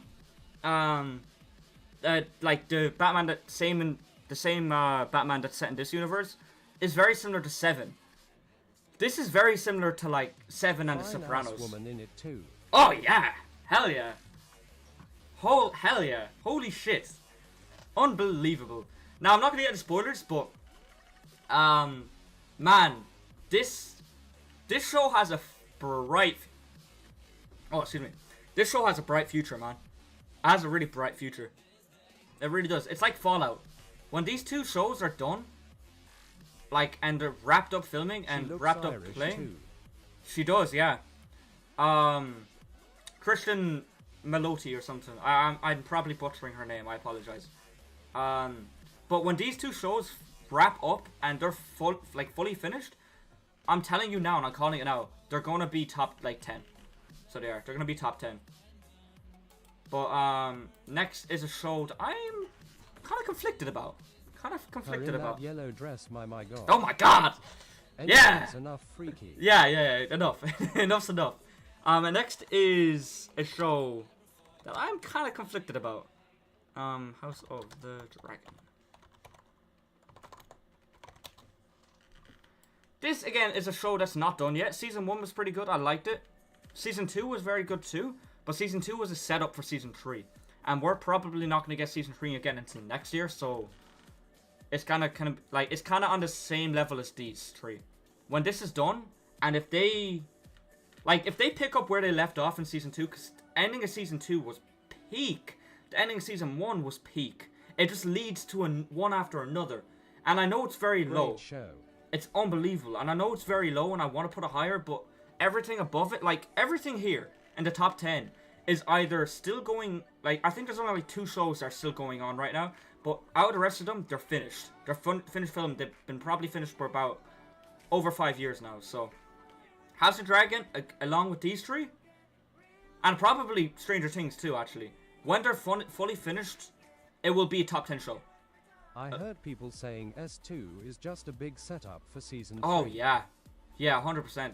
Take the last episode of Season 1. See how that was a setup for Season 2? And that was a big play in Season 2? Let's just take that and, like, imagine all this, like, that just being one season. And then going into Season 3. Because Season 3 is going to be peak. I know myself. I mean, they didn't like S2 for that reason. Yeah, I didn't really like Season 2 for that reason too, but like, when you look at it from, you know, take a step back and see I haven't seen it yet. Okay. But if you really take a step back and see, like, the view and see what they're actually going for here, respect it, because respect is the only thing I can say, because it's gonna be peak when they're finished it. It's a painting, and the painting isn't fully finished yet, and people aren't looking at it like that. They're looking at it like, okay, this is going down, this isn't good yet. But when the painting is fully finished, it will be peak. Like, it will be peak. Next, we have one that not a lot of people like, but I like it. We got The Boys. Like I said, this is kind of similar to Fallout in the way of it's, you know, it's adult humor. So, it's a fun watch like the Fallout. It's like, it's a fun watch like Fallout. It has a score and all that like Fallout, you know. It's like, it's adult humor. It's adult humor, and I like that shit. It's fun. It's fun. Season 5 It's is going to so be repetitive. unbelievable. Nah, not really though. Not really. I don't think. Out of everything that I've heard people say about the show, you're the first to say it's repetitive. I don't think it's repetitive. Season 5, like, Season 4 was peak. Season 1 was definitely the best, but Season 4 is kind of like what Season 2 of House of the Dragon is for Season 3. Season 4 is a setup for Season 5. And the ending, like, literally the last, like, 20 minutes of this latest season for Season 4 of The Boys is... It like I said with Peaky Blinders, it has you on the edge of your seat biting nails, like, oh my god, what's happening? It's such a plot twist at the end, and man, if they continue with this going into Season 5, it's gonna be top 10. It's gonna be top 10, but I don't know, because top 10, like, is hard too, though. Like, top 10, like, 10 to 1 was a really hard list to make, so I don't know, maybe it's perfect where it is. Great show, love it to bits. Next, we have a show that isn't, again, not finished yet. And I'm not going to ramble on about this like I rambled on about the games. Season 1 is perfect. It's just boring writing, a lot of people agree. Fair enough. I like it. The Last of Us. Again, not finished. And I'm not going to ramble on about this like I did about the game, because that took a lot of time off the games list. That added on more time to the games list, I mean. But Season 1 was perfect. Season 2, I really, really like, but it has its problems. Now, I don't know if I want to go into spoilers or not, to be honest. I haven't really thought ahead. They take... It's great. I think the acting is also great. Now, there is bad writing in this season that brings it down a tiny bit for me, and it brings it down a lot for a lot of people. And people are hating I it. won't get into this one so much. People are like hating on this a lot, and I see why they're hating on this, because I understand. Because it's a controversial story, and two, they're kind of butchering it at the same time. They're changing things that they don't need to change, but then there's some things that they do change work for the better, like the porch scene. In the latest episode, that worked. They changed that from the game. That worked. That worked. That's all I'm gonna say about that. When this, I think Season 3 is gonna be better, almost, because we're gonna be. I don't know how to say it beside, like, without spoiling the last episode, so I'm not gonna talk about it. Like I said, if you want to see me talk about this in a spoiler review, let me know and I will do that happily. I can talk about this franchise for hours, non-stop. And yeah, but it's a great game. It's a great show. It's a great show. It'll Next. be a nightmare without you know. Yeah. Yeah. It will fall off hard. I don't know. I It's- would bet serious money. I don't know. It's hard to say. Right, now we're getting into the big boys. We have a show that literally from the latest season that just came out. Yeah. Wait, hang on. Invincible. From watching, what was it, season 4? Or were you on season 3? I'm not sure, to be honest, chat. But, no, I think it's season 3. Yeah, season 3. From watching the latest season of this show, it made me really look and appreciate how great this show is. Great This show. is the only animated show on the list, by the way. But I would have this up there with them when this is done. This will be I a have top no 5 idea show. how this list is gonna go. This is going to be a top 5 show by the end of its time running on television. Because holy shit, season 4 was peak. The end, like, what they're doing with the show is generational. The last 3 episodes, the last 3 episodes of season 3, sorry, were generational. It's amazing. It's amazing. And if you haven't watched this show, please, for the love of God, watch it. And if you're not you know, if animation isn't your style, please just look past the whole animation part of this and give it a watch. Because, oh my god, it's unbelievable. And you will not be disappointed. Trust me. You will not be disappointed. Next. Now, this... I wish I could only get one season for this show, but I can't. Oh yeah, the animation is horrible. Yeah, it's not horrible. It's not great. It's a downgrade from season 2. The first half of season 3 is a downgrade from season 1 and 2. But trust me, they saved it for the last 3 episodes of season 3. They really did. But yeah, so this next one is interesting because I've only watched one season of this show. So, oh.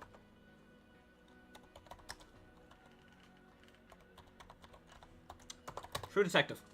Now, that's True Detective as a whole show. Ignore that. I haven't watched any of the other seasons. Because it's a different season it's a different story with different characters every season. So I'm just talking about True Detective season 1 now. Okay? Not the show in general. Season 1. One of the best seasons of TV ever. Exactly. Exactly. This kind of like added a butterfly effect to my life and kind of changed my life for the better in a way. Cause this really like coming off this show, before I watched this, I watched Interstellar with Matthew McConaughey, and this show season 1, the two main characters. Episodes and seasons on this site. Oh yeah, that'd be so good. Maybe like in the future they might do something like that. But Matthew McConaughey and Woody Harrelson are the two main characters in the show. And I came off just watching Interstellar, Matthew McConaughey's main character in that. I have never watched anything besides these two with Matthew McConaughey. But he did so... Oh, Jesus, I almost got sick. What the fuck? Oh, excuse me. Sorry, chat. That was disgusting. My bad. Also has one of the best acting ever too. Yeah, I was going to say that. Both of these actors' acting is unbelievable. The cinematography in this show is unbelievable. They're Everything about it. Together. Yeah, honestly, iconic duo. But what I was going to say about the whole like butterfly effect is this kind of introduced me to, you know, Matthew McConaughey in general and like, you know, his movies and shows and stuff. And it also introduced me to the first book I read this year, his biography, Green Lights. That kind of got me into reading, and that book was something else, man. It really was. Like, honestly, I'd read it. I'd read it because it's unbelievable. About it. No, I couldn't either. The pacing of the show was great. The how intense the show is great. You know, the toll this show had on me is great.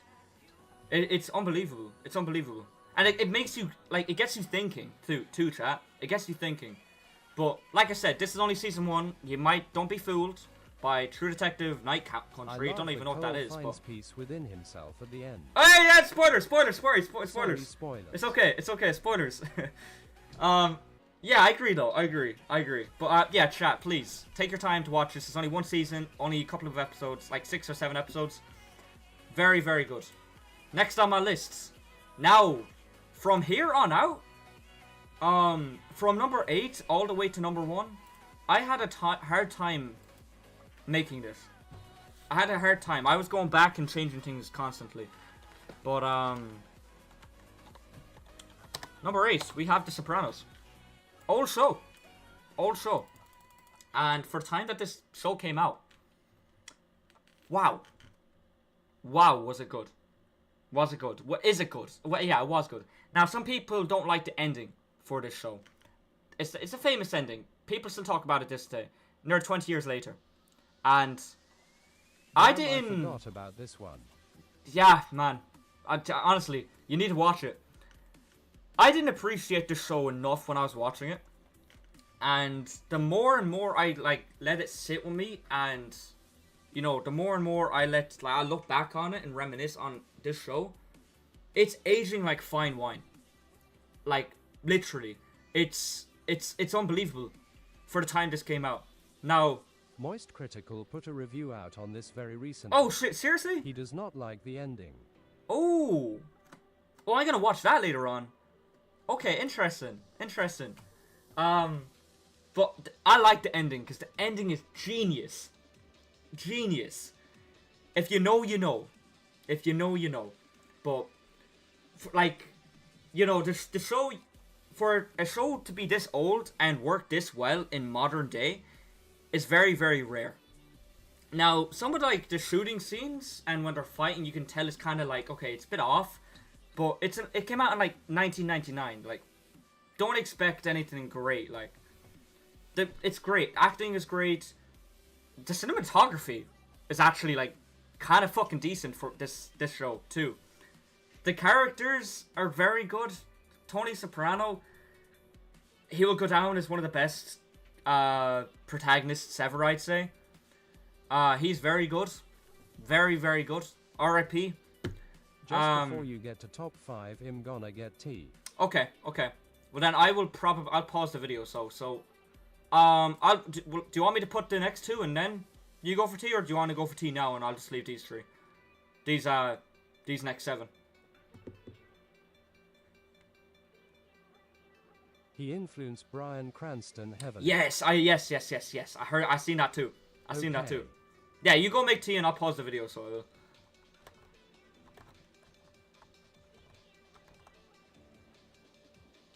Damn, we're 30 minutes already, chat. Shit. It's kind of mad. You know what, actually? I'm gonna go down and get myself a, cup of water anyway, so I'll be back in a minute, chat.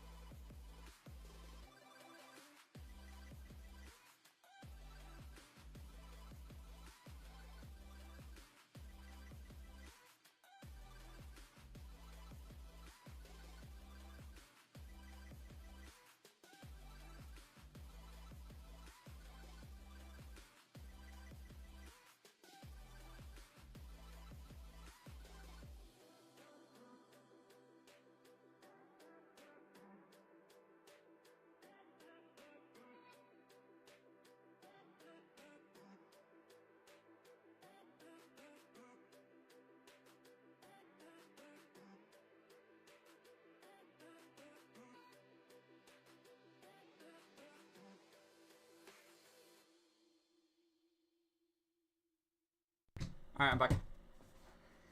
Yeah, I forgot. I just had to put out the keys at the bins. Had to put the bins. It's that kind of night. So yeah. Alright, is Dylan back? Back. Alright, bet. Okay, these next and let me get another playlist going because this one's about to end. Sure, that'll do us. Okay. Alright, next on my list. Now, from here onwards, man, it was hard to make. It was hard to make. Now, this is a show I'm currently watching that I haven't finished yet. No, not just Dexter. Fucking unbelievable. Unbelievable. This show in particular probably had one of the best 4-episode runs I've ever seen in television. Dexter looks so peak. It is so peak, man. It is so peak. I binged like season 1 and 2 in like a week. Like, and then after that I knew I was getting into something really peak, so I was like, okay, I'm gonna take my time. But this show has probably one of the best 4-episode runs of any show ever. The last 4 episodes in season 4. Oh my fucking god. Peak is not even the word to describe how great it is. Like, I'm currently on season 7 right now. There's only one more season left, but I'm gonna start watching 1 episode a day because I don't want this shit to end. It's so good. It's so good, and I don't even know what I want to go on to next, to be honest. But without getting into much spoilers, this show is definitely one to watch. Now, obviously, it's about a serial killer, so you gotta be 18 to watch it. At least 18 to watch it. So, if you're watching this and you're not at that age, then do not watch the show. But when you get to 18, watch the show, because oh my god, it's unreal.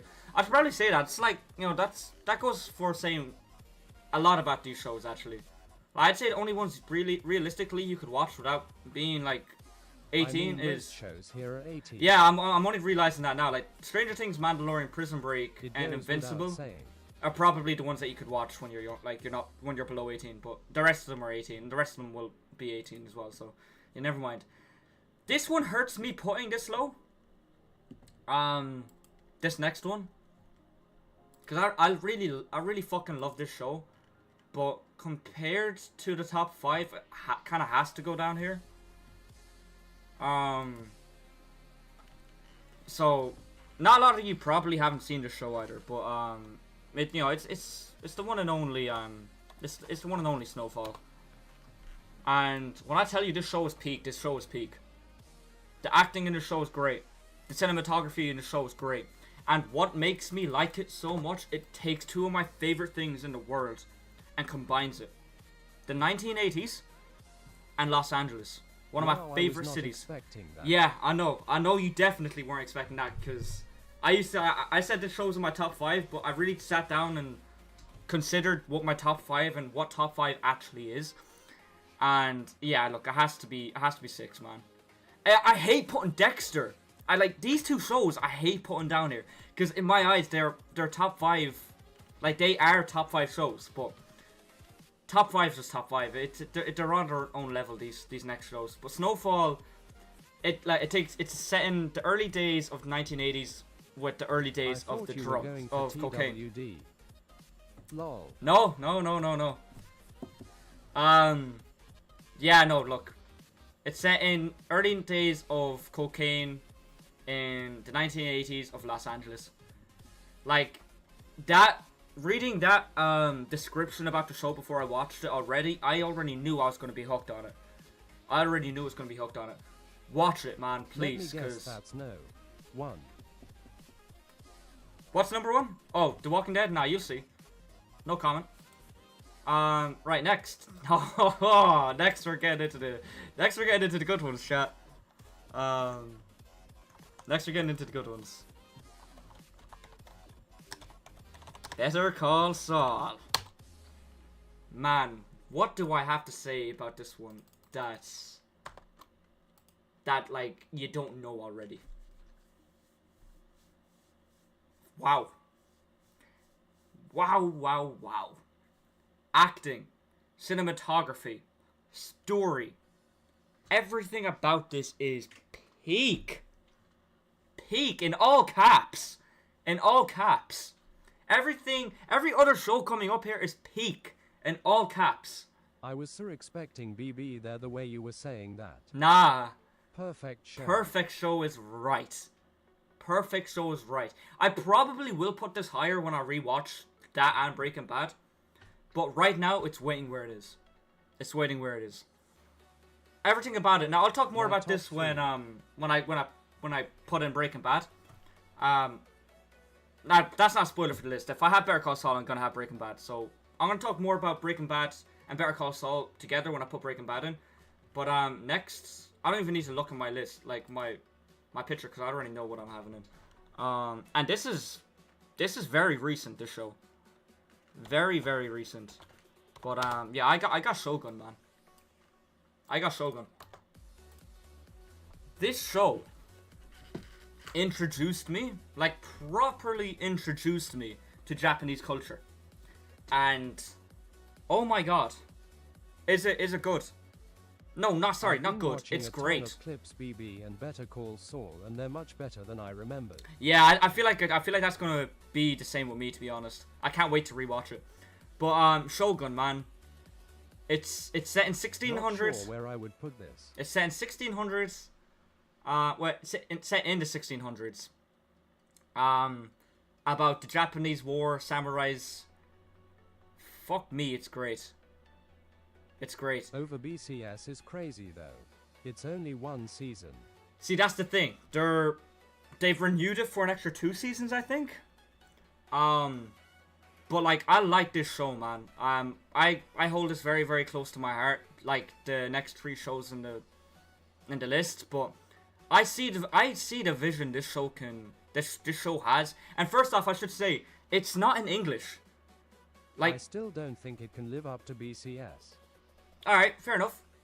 But not 80% of the shows is in Japanese, chat. That's why I like it so much, because it's different compared to everything else in this list. It's different. Like when I was explaining my love for Ghost of Tsushima in my top 20s, my top 20 Most game list. BCS seasons are better than this TBH. Okay. It's amazing though. When I was explaining my love for Ghost of Tsushima, it goes the same for Shogun. I love my Japanese culture, I love my samurais, I love all that stuff. I think it's amazing and it's really fucking interesting. Acting in this show is great. Great. Like, no wonder it won so many awards. And so many actors won so many awards to the show, because it's unreal. Unreal. Broken when that person died. Yeah, me too. It still hurts to this day. I'm not gonna lie. I was kind of shook when that happened. I was kind of like Depressed speechless. ASF for a week. Yeah, same. But man, perfection. This show has this show has like the ability and the what's the word I'm looking for, chat? This show has the why am I blanking? Anyway, this show could be great when it's fully done. And the fact that this was only supposed to be a 1-season show, like when they filmed this, they had no plan for season 2, season 3. They only just announced season 2 and season 3 there like about a month ago. So we're probably going to be waiting 2 years to get this. But honestly, it's going to be worth the wait, because what they're building up for season 2, the cinematography is going to be out of this world. So it is. I'm worried for S2. I'm not, because I think with the set of characters they have already and 2 particular characters that they have are going to get along great. Like. Oh, it's not going to be the same writers? Oh, that's going to be interesting. So, but anyway, number 3. That's not how I spelled that, the fuck. The Walking Dead. This is a peak show. Now, just hear me out. Ignore seasons 8 onwards, because this show fell off a cliff. fell off a cliff. And No, I mean the original story is written by someone like 50 years ago. oh, well, yeah, I guess that there was a movie like decades ago, like 50, 40 years ago, or like maybe it was like 30 or 40. But anyway, yeah, The Walking Dead, man, from seasons 1 to 6 was absolutely something else. I was arguably putting this in my top 2, but look, it's my top 3. It's probably sorry, it's not probably. It's my favorite universe. 7. Yeah, 100%. Season 7 onwards is not great, because there is definitely things I would change in the whole Negan storyline, but I still don't hate season 7 and 8. But it is unbelievable. It's top 5 for me. Yeah. Man, like, there's a certain character they kill off in season 8 that really pisses me off and really confirms the downfall of the show. You have to respect a show that's consistent for 6 seasons. Yeah, exactly. But yeah, it's my favorite. It's my favorite franchise ever. It's my favorite show ever. But if we're talking about my favorite shows ever, it's gonna be number 1. But if we're talking about best shows ever, it's not number 1. I swear shows get cursed after 6 seasons. Yeah, exactly. Couldn't be more true. But it's a grind to watch it now. It's a grind, but it's worth it. Trust me. Just like 11 seasons, so it's the definition of a grind. But trust me, it's worth it. Next, now there's only 2 shows I could put next. What do you think, Dylan? What do you think? I know the top 2.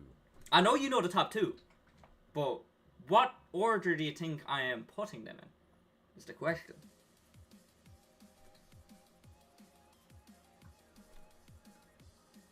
BB and then got. Okay.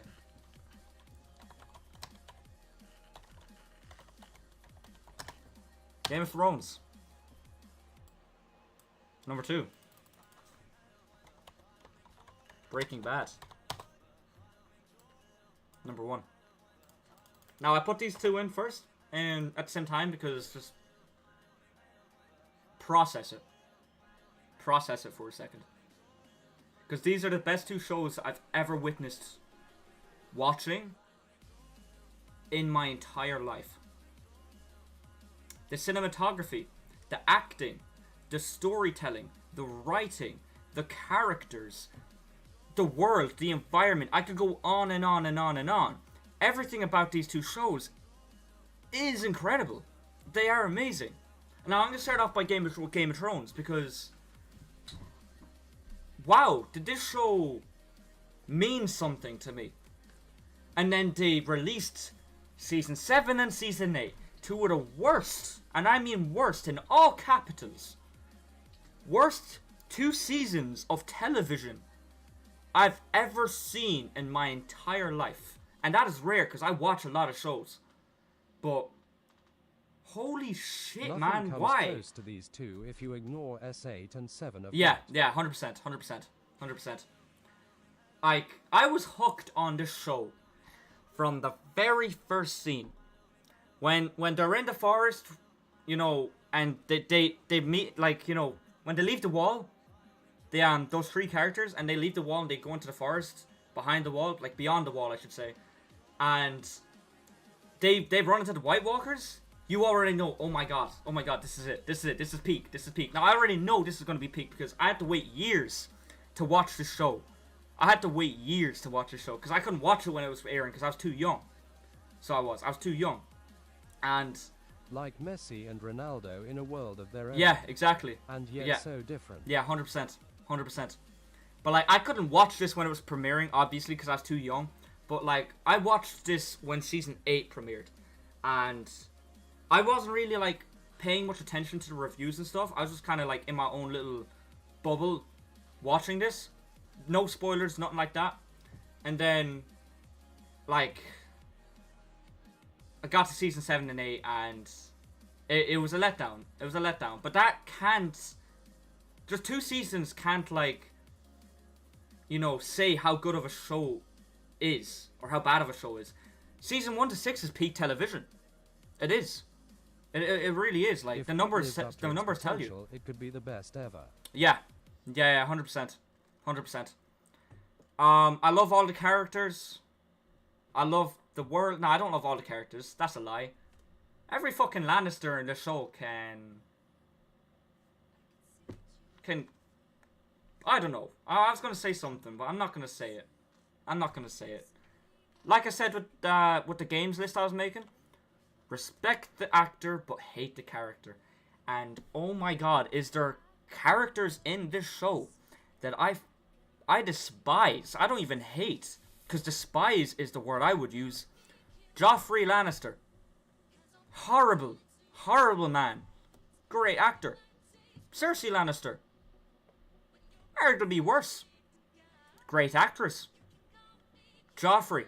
Not Joffrey, Ramsay Bolton. I don't even know what to say about that guy. He's in his world of his own. He is sadistic. He is messed up in That's why ways they're I can't great describe. characters. You're supposed to hate them. Exactly. Exactly. And that's why I love this show so much. It's just great. Excellent writing. Yeah, exactly. Took the words out of my mouth. Some people won't watch this because of the whole fucking dragons and shit. Ignore that and watch the show. My favorite India movie is RRR. Who's that? Oh, Vinewood. Yo, what's up, man? What's up, my guy? Welcome back to stream. I haven't seen that movie, but I'll look into it. I'll look into it. But Ramsay Bolton, don't forget. Nah, I just said that. And oh my god, is he an absolute menace to society? The Battle of the Bastards is one of my favorite episodes in television. But anyway, Breaking Bad. Stannis Baratheon is bastard too. Yeah, actually, yeah. Breaking Bad, man. I have a story to tell about this one. I gotta pause the music for this because this breaks my heart telling this story. I watched this originally in 2020. I watched the first episode. I was like, this is okay. It's a bit boring, but it's okay. Went on to episode 2. I was like, alright. Remember what he did to his daughter. Oh, man, I do not want to think about that right now. Holy shit, if you know, you know. If you know, you know. I only watched Squid Game, lol. I don't watch much series as it needs too much committed time. Yeah, that's fair. That's fair. I have a lot of time in my hands, though. But anyway, getting back to my story. I watched the first... Huh? Okay.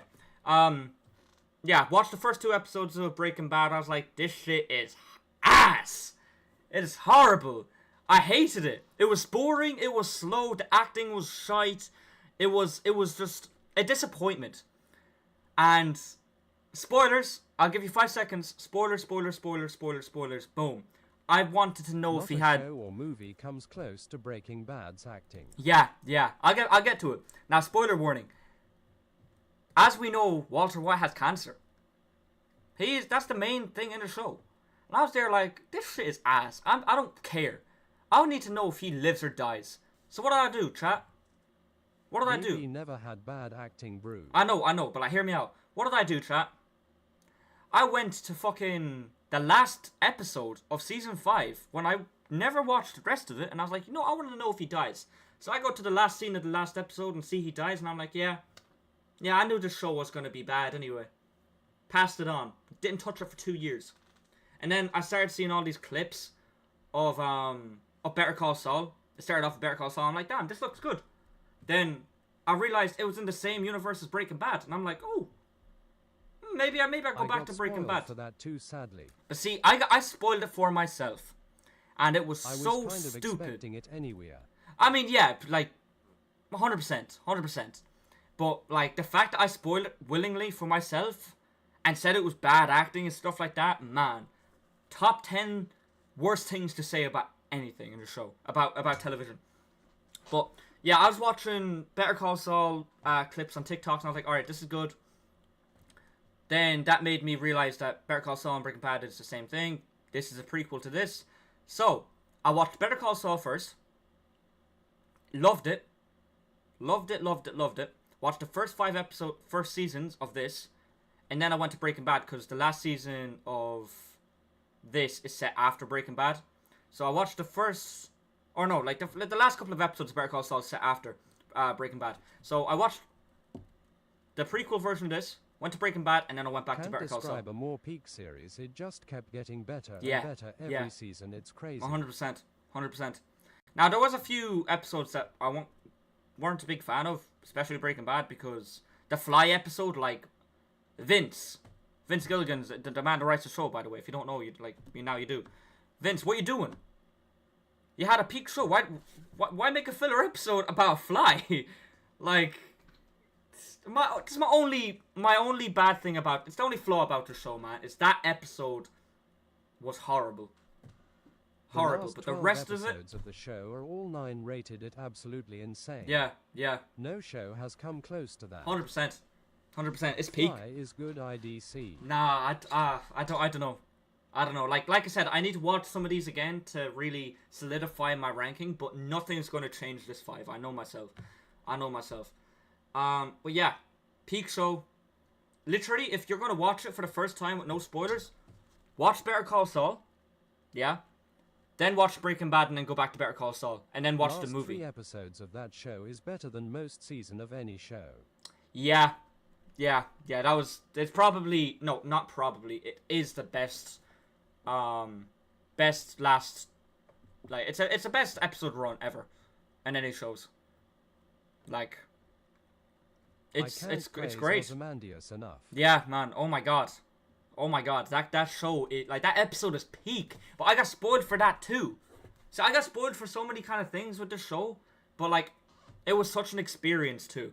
It was such an experience. So look, I recommend watching these shows, especially the top 5. Absolute nuke of an episode. Oh, unreal, man. Unreal. But look, anyway, I feel like I'm rambling on. That is my top 20 shows. It's my list, Let's so go on then. I am going to leave it there. If you disagree with it, if you want to change anything, let me know. Leave it in the comments. And like I said with the games, if you want to see me go into more detail on a particular show in this list, let me know. Particular, like, you know, these 5 and these 3. If you want to see me go into more detail, let me know and I'll do a full video on it. And yeah, that is my top 20 shows ever. So let me know if you want to change anything. Thank you all for watching, and I will see you in the next one. Good luck and God bless.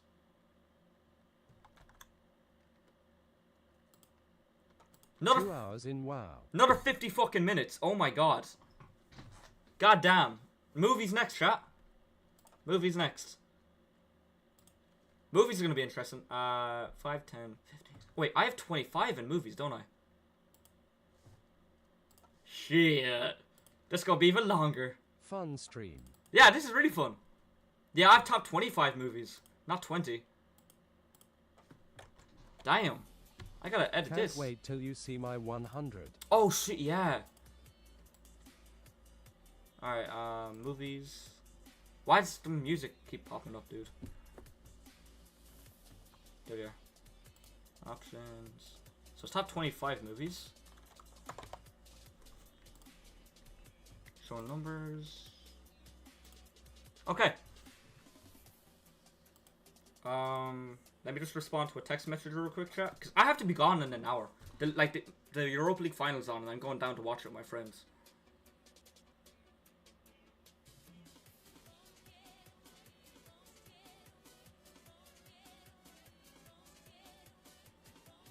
I really wanted a show list, but I don't have much. It would look strange. Fair.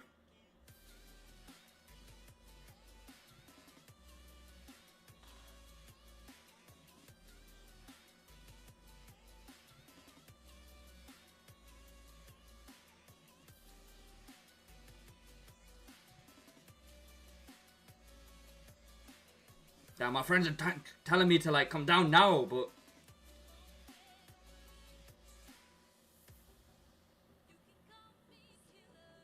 Well, if you think you don't have time, I could show you the lists another time. It might have to go like that, to be honest. It might have to go like that. Okay, I don't want to speedrun this, but I kind of might have to. Oh shit, what am I doing? I can't speedrun this, because top 5 I would talk about for hours. Alright.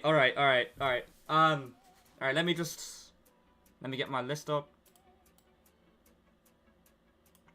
Now I will say actually, probably the top. Oh wait, I have to add this more actually. Hang on. 5, 10, 15, 20. Alright, 25, yeah. So these two rows here I probably won't talk about a lot because there's not a lot I can say about them. Do you reckon well, there's no point in changing it now. I was gonna say, do you reckon I change, like, keep the music or not? But no point in changing it, is there? Alright. Let's do it. Let's do it. Back. It's fine. Yeah, it's fine. Oh, fuck, Ahmed, you just missed, you missed my TV shows. It's okay, though. It'll the be... top 10 shows. Yeah, no, it's alright. It's alright. You could do just 20 to save time. Nah, look, Can you I'll show? be grand. Yeah, I can show it. Oh, wait, I will upload it on YouTube now. If you want to see it first time there, or I can show you now. It's up to you.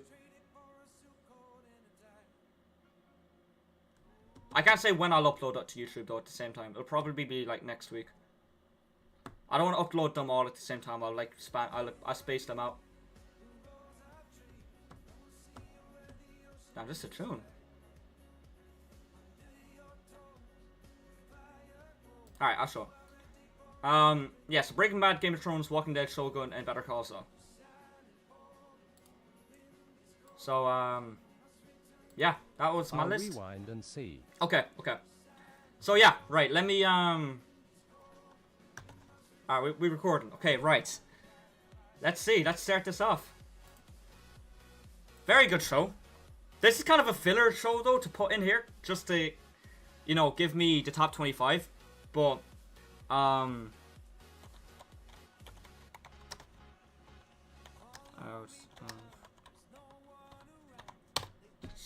wait, what the fuck? That ain't it. Oh, it's Outa. Shit, my bad.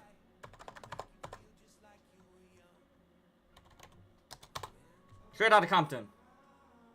There we are. It's Outa. Yeah, If I you would didn't realize that. HTGAWM, you would put it in the 2. If I watched what? Top 10, I imagine. Wasn't expecting this, but surprised. Yeah, you're probably Good not luck. going to expect a lot of movies here, to be honest. And wait, what movie is that, Hamid?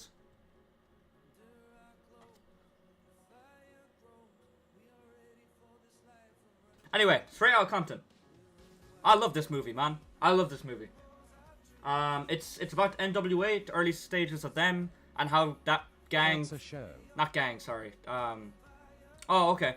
How this, like, group of people came together and formed their band and their group, and then how they kind of, like, parted ways. This is a really good movie, man. It's a really good movie. If you like rap and all that kind of stuff, and, like, you like that genre, and, like, you like these artists in this movie, you're definitely going to like this movie, man. You're really going to like this movie. It's really good. Now, I did say this is kind of a filler movie to put in because there's so many movies that I need to add. You mean How to Get Away with Murder. Oh, How to Get Away with Murder. Okay, that's what. Okay, interesting. Yeah, I need to look into that more, so I do. But anyway, next on the list we have another fun movie. Good movie I haven't seen in ages. We have The Social Network. Great movie. I only watched recently for the first time. A couple of months ago. And wow. It's fun. It's a fun movie. It's about the three. This is also very good. Yeah. It's about the three guys that made Facebook. Very fun. It did not disappoint. The acting in it is very good. Whoever came up with this dude to play Mark Zuckerberg, give that guy a raise because holy shit. What a choice. What a choice. Now, I'm sorry I can't think of this guy's name. I'm kind of blanking right now. But, yeah, it's great. Now, I'm not going to be talking about going into really big detail with these movies and this kind of range here because there's not a lot to say about it. But when I get to top 10, I will talk about it a lot. It kind of goes to the other two lists I made. Next is a movie I don't think a lot of you have seen. My list would be very low compared to yours because I've seen way more. Yeah, that's true. See, there's Jesse Eisenberg. Yes, that's it. He's a fucking class actor, so he is. Now, There is also movies that I haven't seen. Gladiator is one of them. I need to play those games. I mean, sorry, not games. I need to watch that movie. Like, there's movies I need to watch to add to this list. There's movies coming out that I need to add to this list. Also, I'm going to do a separate list in the future of just superhero movies. Because I feel like superhero movies are kind of different to normal movies. I don't know. Sue me. Fucking... And don't sue me, but like... I don't know. Hate on me if you want. Like, that's just the way I look at it. I've realized that superhero movies are in their own genre and they need to... Like, some of them can be so great that they need a list on their own. So... Next on my list is a movie I don't think many of you have seen. It's a very underrated movie. It's called Stronger. That's not how I spell it. It's called Stronger. Yeah, I'm suing you. Jake Gyllenhaal's probably one of his more serious roles in a movie. It's a very, very good movie. It's a very serious movie. It's a pretty sad movie, but trust me, it's good. It's really, really good. I don't know how to talk about it without spoilers, but Oh, I remember you telling me about this. yeah, because I haven't seen the trailer, so I don't know what they show in the trailer.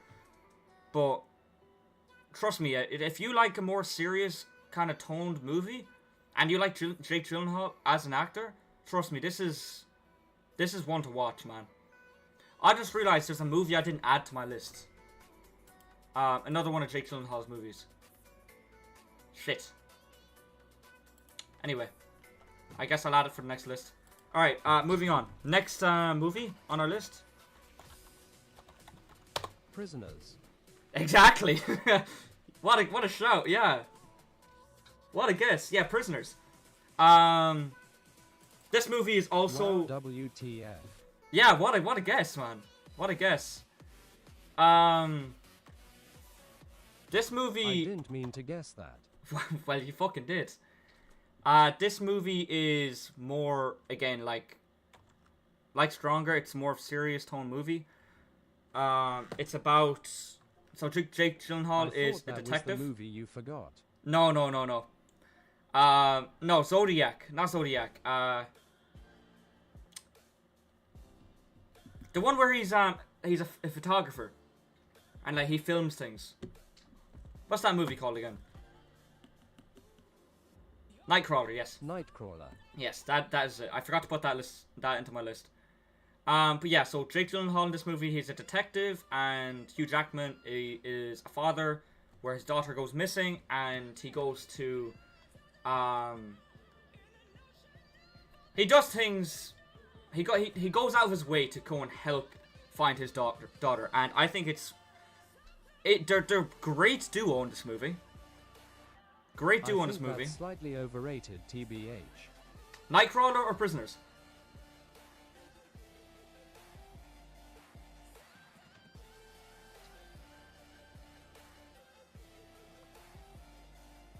Oh, Nightcrawler, okay. Yeah, fair. Nightcrawler. Fair. I don't know why it takes so long to go through. Prisoners is peak. Yeah, Prisoners is peak. I think it might be Jake Gyllenhaal's best role. I think it might be his best role that he's ever had. To be honest, it's so good, and the ending is so intense, as well, that it's perfection. It's perfection. I definitely recommend it. Next one is another movie, another serious movie. £7. Will Smith. Yeah, it probably is. This is up there with... Now, again, it's a very serious movie, chat. Didn't see this either. This is a very serious movie. It's a very sad movie. So it is. It's kind of depressing. The ending, depending on how you look at it, it can be very sad, it can be very happy. It depends on how you look at it. But this show... Sorry, not the show. This movie is... I'm going to pause the music, because I feel like I can talk properly with the music off.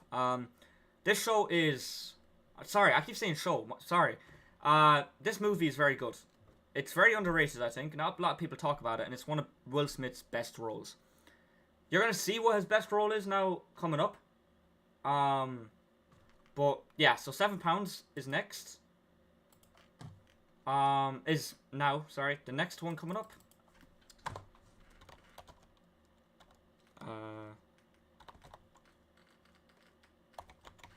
How I spelled that? There we are. The Revenant. I haven't seen either of these so far. Oh, I recommend it. I recommend it. Revenant. Wow. Peak. Peak is right. Is it Arguably Leo's best work. I was gonna say that. Is his best work? It's up there. It's up there with his best work.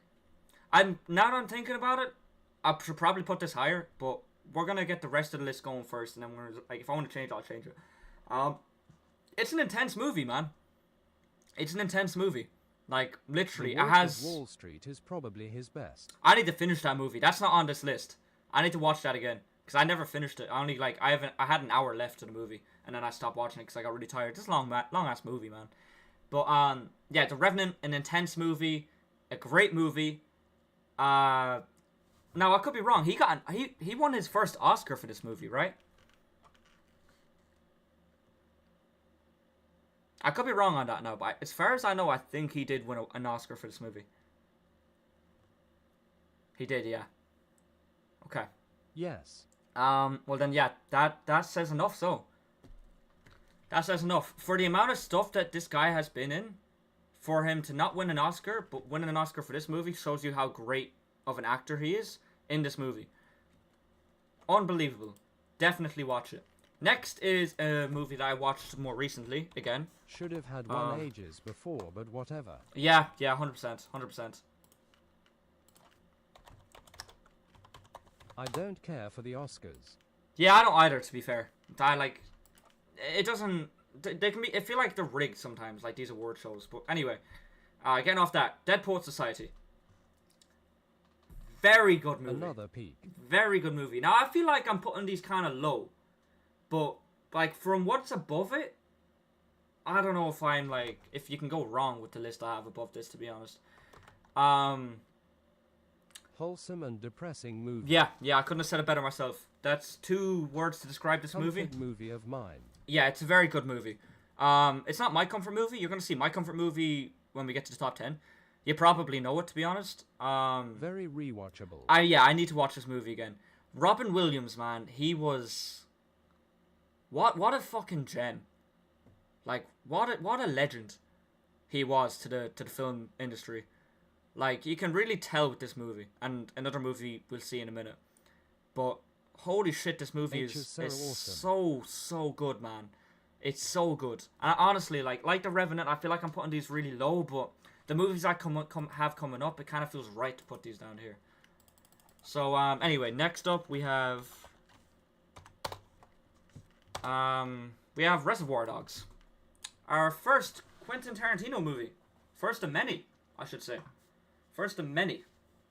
Couldn't say a bad thing about the guy and saying a lot for an actor. Oh, yeah. Yeah, 100%. 100%. He felt like such a wholesome and just genuine person. And it's really fucking sad that, like, what happened to him. But, man, he was a legend. An absolute legend. But, yeah, so here we have Reservoir Dogs. I kind of just put this in just for the sake of filling up the list, because I haven't seen this in about a year and a half. But from what I remember, the ending of this movie... This isn't on my list because I want to watch it again. Yeah, I'd say I was kind of like conflicted putting this in as well, to be honest. But the ending of this movie kind of solidifies how great this movie is, and it kind of ends like every other Quentin Tarantino movie. It's great, man. It has a good set of actors. It has... good acting. It's really intense, and you want an intense movie. All Tarantino movies end with a huge bang. Yeah, 100%. Now I'm not gonna say what the huge bang is with this movie, but if you like any other, Tarantino movie, trust me, you're gonna like this one. Okay, you're gonna like this one. This one's great. This one's great. Always on the edge of your seat. Exactly, and I love Tarantino for that, because like his movies are never boring. They're always exciting. Now here's another movie I really fucking like, actually. No, that ain't it. Why can't I spell, bro? Why can't I spell? Whiplash. Unbelievable. It's a great movie. You know, it's about a guy that wants to be the greatest drum player ever. Peak. And it's kind of like a motivation movie, you know, because like I don't know how to put it into words, but like if you want to be like motivated and stuff, watch this movie because you can see how motivated like this character in this movie is motivated to be the greatest drum player ever. And honestly, like the way he plays it, he probably fucking is. And we don't get to see a lot, but he probably is. This is the most agreement we've had yet. Yeah, exactly.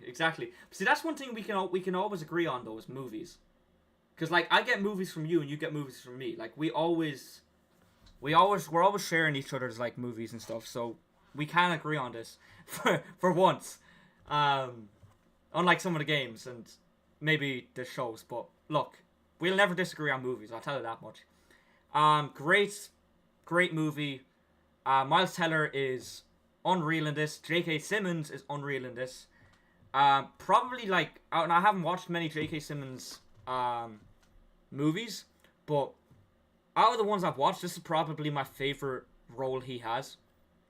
And that's saying a lot because I'm sure he's in a lot of movies. I haven't seen a lot of them, but this is a great movie, man. The cinematography is great too. It's easier than that's saying games something. and shows because they're a lot more complex than movies. Yeah, that's true. That's why I'm kind of like not speedrunning this because I don't like speedrunning. I'm gonna take my time, but this is I'm kind of going like I am taking my time, but I'm going pretty fast with it. All right, next. Nope, that's The Pursuit of Happiness. Now, if we're talking about motivation movies, actually, this is the best movie you could watch for motivation. I speak from experience. This shit is very, very good. I don't really know how to talk about it without getting into spoilers, to be honest, but it's Will Smith's best role ever. It's up there with £7. It's a very serious, very sad and happy show. It's more, sorry, I keep saying it's a show. It's a very sad and depressing movie, but you know, the show, if I say show one more time, the more and more the movie goes on, the more and more it gets better, if that makes sense. I don't know how to talk about it without spoilers, because I don't want to talk about this with spoilers. But look, it's Will Smith's best show, oh my god, what's wrong with me? It's Will Smith's best movie, by a long shot, if you ask me. By a long shot. Will Smith's a great actor. He just needs to take more roles like this. And like I Am Legend, I need to watch that again. That's why it's not on the list. I haven't watched that literally in years. But I'm sure it'd be around this area. But anyway, moving on. The next one is the most recent thing I've watched on this list. Training Day. A show that I've been meaning to watch for a very, very long time, and we just watched at the weekend. If I was to describe this movie, wait, am I actually saying show? What's wrong with me, bro? What's wrong with me? Never heard of Training Day. What's it about? Okay. Are you serious? No, obviously you're not serious. What the fuck's wrong with me? I watched it with you. But if I was to describe this movie in one word, it would be intense. It's about this dude. He's like, a cop. It's a police movie. And this guy over here, in the background, Ethan Hawke and Denzel Washington. Ethan Hawke is kind of under Denzel Washington's wing, in a way. He's kind of like the mentor. He's working with him on his first day. Denzel is off the chain. Training Day, that's why it's called. It's set all in one day. He's kind of like a badass gangster cop, and I fucking love it. He's great in this role. Ethan Hawke, also really good actor in Dead Poets Society, by the way. But yeah, great actor. I need to watch more of his stuff. Denzel's off the train, yeah, 100%. Which I just realized he has been nominated for. He steals the movie. Yeah, 100%. One scene in this, towards the end of the movie, very intense. I'm not going to get into it. Dylan, we talked about it when we were watching it. Very intense scene. Most of these shows have most of these movies have intense, H is like what intense Joker scenes. is to the Dark Knight. Yes. 100%. That's a good way of putting it. But yeah, I need to watch more of these two in movies. Which I found out a good fact today. Since the 1980s, Denzel Washington's been nominated for an Oscar of each decade, which shows you like there's levels to this game. Like there's levels to it, and it's crazy. It's crazy. Like 1980s, 1990s, 2000s, 2010s, and the 2020s. He's been nominated each decade since the 2010s. Like that's since the 1980s, which is crazy fact. It's a crazy statement, but it's true. So yeah, moving on.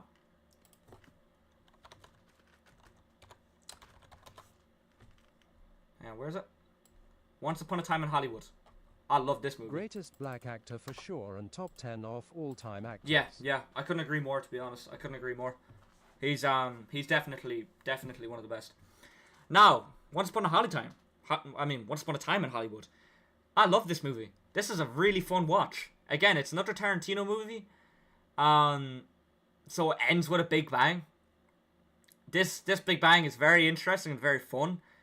But why I like this movie so much is because, one, it's set in like the 1960s, I think 1960s of Hollywood, and it's like the early stages of like television and all that kind of stuff.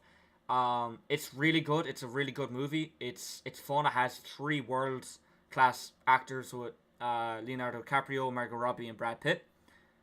Brad Pitt and Leonardo DiCaprio, 2 of my favorite actors. So them 2 being in a movie together is something else in general. But Tarantino had a view. He had a vision for this movie. And when I say he had a vision for this movie, I mean he had a vision for for the future of Hollywood and movies in general. Like he had, like, hang on, let me get into it. Like I need to get into this. Once Upon a Time in Hollywood. Like, let me just pull up the cast real quick, chat.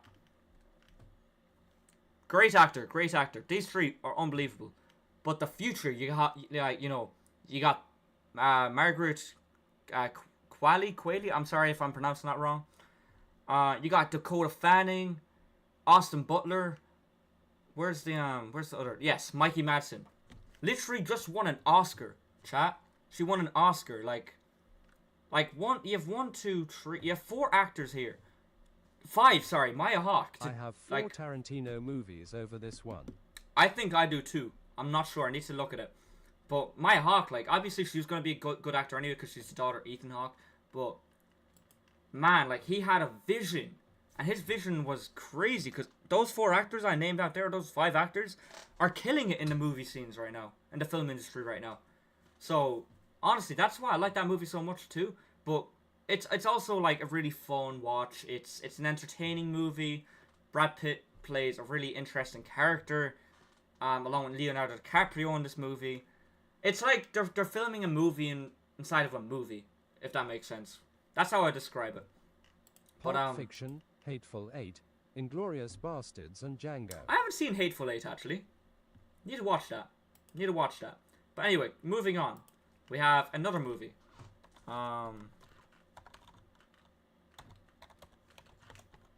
Goodfellas. Holy shit. Most underrated movie ever. Peak. Yeah. Goodfellas is peak. For a while, this was in my top 10. It's like, I sat down, really adjusted to myself and be like, you know what, it's not in my top 10. Because there's other movies that are in my top 10 that are better than this. But saying that, this is a great movie. It reminds me a lot of The Sopranos. Top 15 for me. What is this? 25. Yeah. So this is it's kind of the same for me. Well, it is the same for me. It reminds me a lot of The Sopranos, and I kind of like that mafia, kind of genre in movies. Like, I need to watch The Godfather. The Godfather, when I update this list in a couple of months' time, I will watch The Godfather. Godfather will be in this list. 100%. Wow, yours is 13th and mine is 2. Oh shit, hell yeah. That's fucking class. So there's not much I can say about this movie besides These three actors are unbelievable, man. Unbelievable. Alright, next. This was higher, but I changed it. We have another Leonardo DiCaprio movie, Inception. Now, I need to watch this again. But, this is great. Just, it's a mindfuckery. Yeah, 100%, man. R.I.P. But yo, Inception is a mindfuck. It is a crazy movie. And it is a great movie. The acting in it is great. The cinematography is great. The writing is great. Everything about it is great. And it's probably one of my favorite Leonardo DiCaprio movies.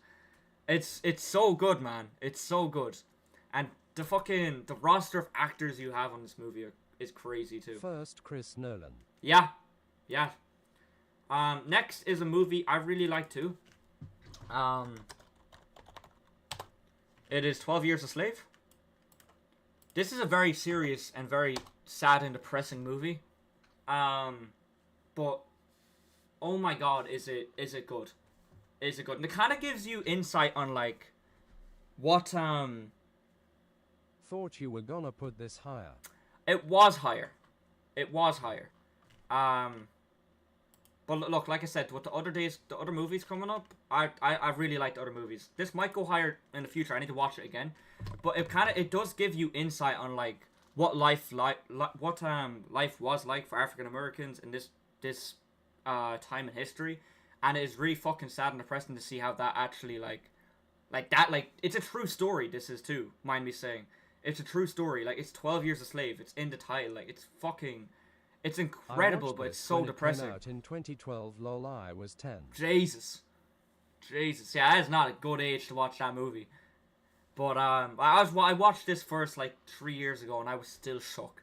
I was like 17 when I watched this, and I was like, damn, like, I don't even know if I'm ready for this shit. But like, man, it is a sad movie, man. It is a sad movie, but it has a happy ending.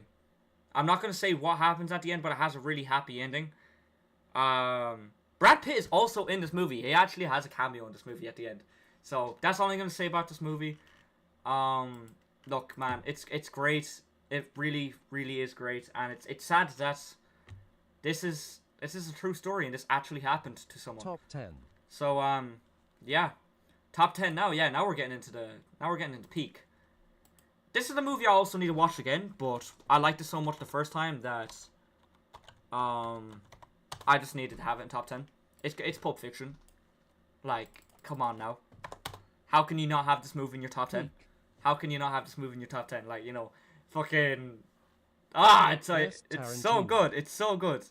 It's so good, man. It's so good. Honestly, this will be higher when I rewatch it. I know myself. It'll probably be like 6 or 7 when I rewatch it.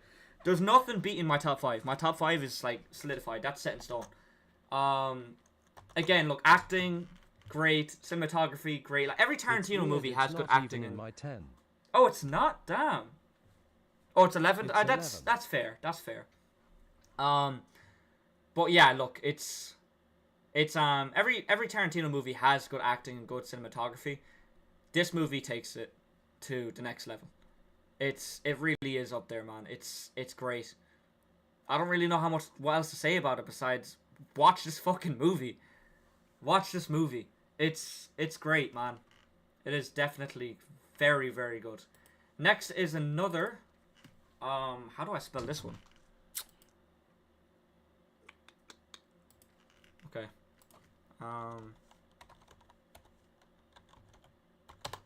Inglourious Bastards. These two could probably switch depending on my day, to be honest. It's another Tarantino movie set in World War II. Wow. I ain't mad. Wow. Peak. Yeah, it is peak. It is peak. How perfect this show is great. And I like war movies, which I just realized I forgot another war movie. Fuck, I'm supposed to add Fury to this, man. I'm supposed to add Fury. It's another great movie. That definitely needs to be in it. I'd nearly like take out Straight Outta Compton and put Fury in this list instead. Another Brad Pitt movie. Definitely watch Inglourious Bastards if you haven't watched it before. It's great. It's set in World War II. Perfect. Yeah. I couldn't say anything bad about these two. Yeah, honestly, I can't either. I can't see any flaws. Like, the scene where... Saving Private Ryan and 1917 are the best war. Yeah, 1917 was good. I don't know, I need to watch it again. It didn't really hit the first time when I watched it. But Saving Private Ryan is something I definitely need to watch. I need to watch more Tom Hanks movies. Same with Forrest Gump. I need to watch that too. But the scene in Inglourious Bastards, my favorite scene, it's the most intense scene, is when they're all in the basement, playing like the card game. I'm not gonna say more than that. If you watch the movie, you know the scene I'm going to get at. But that scene is intense, crazy fucking scene. But anyway, moving on. We have another. 1917 was top 3 at one point for me. I think I remember you watched saying it that. in cinema. It's the most intense movie of all time. Yeah. No, I definitely remember you saying that. Oh, wait, no, I'm getting mixed up in 1917 and Dunkirk. Sorry. Yeah, no, sorry. 1917 was great. Why didn't I add this to this list? I forgot about that one. Wow.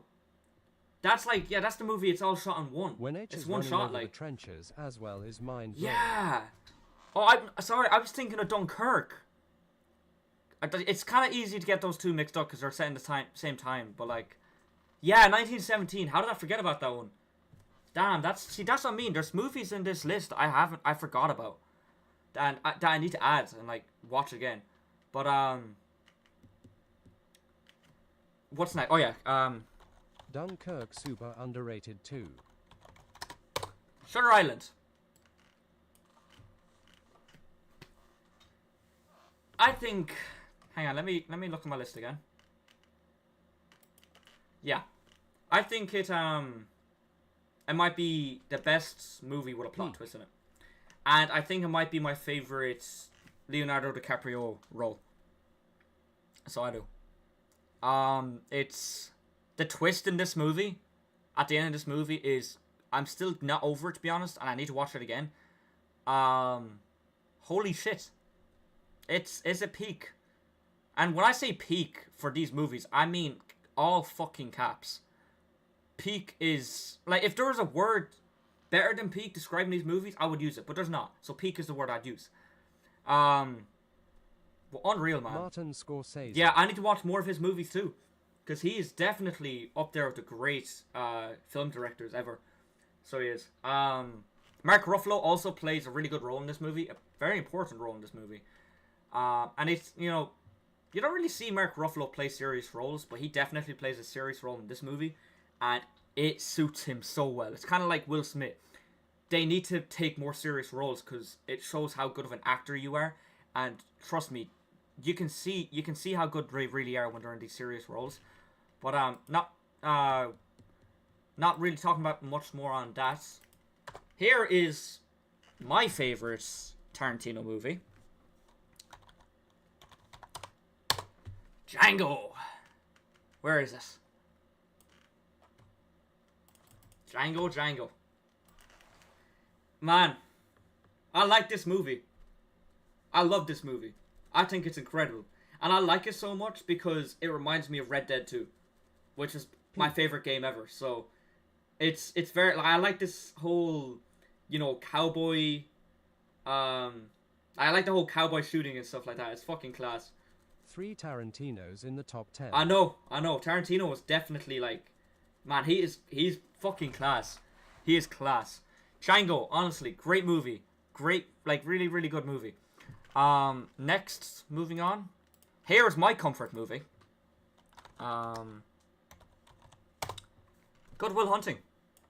This is like a coming of age movie. Definitely the coolest Tarantino. Oh yeah, 100%. Oh yes, I forgot. Yeah, so Good Will Hunting. I watched this again last week, so I did. Or no, 2 weeks Very ago. peak. And holy shit, this is my comfort movie. I said that already. I don't know, man. Like, I love this movie to bits. I hold this really close to my heart. This was top 5 for a very long time.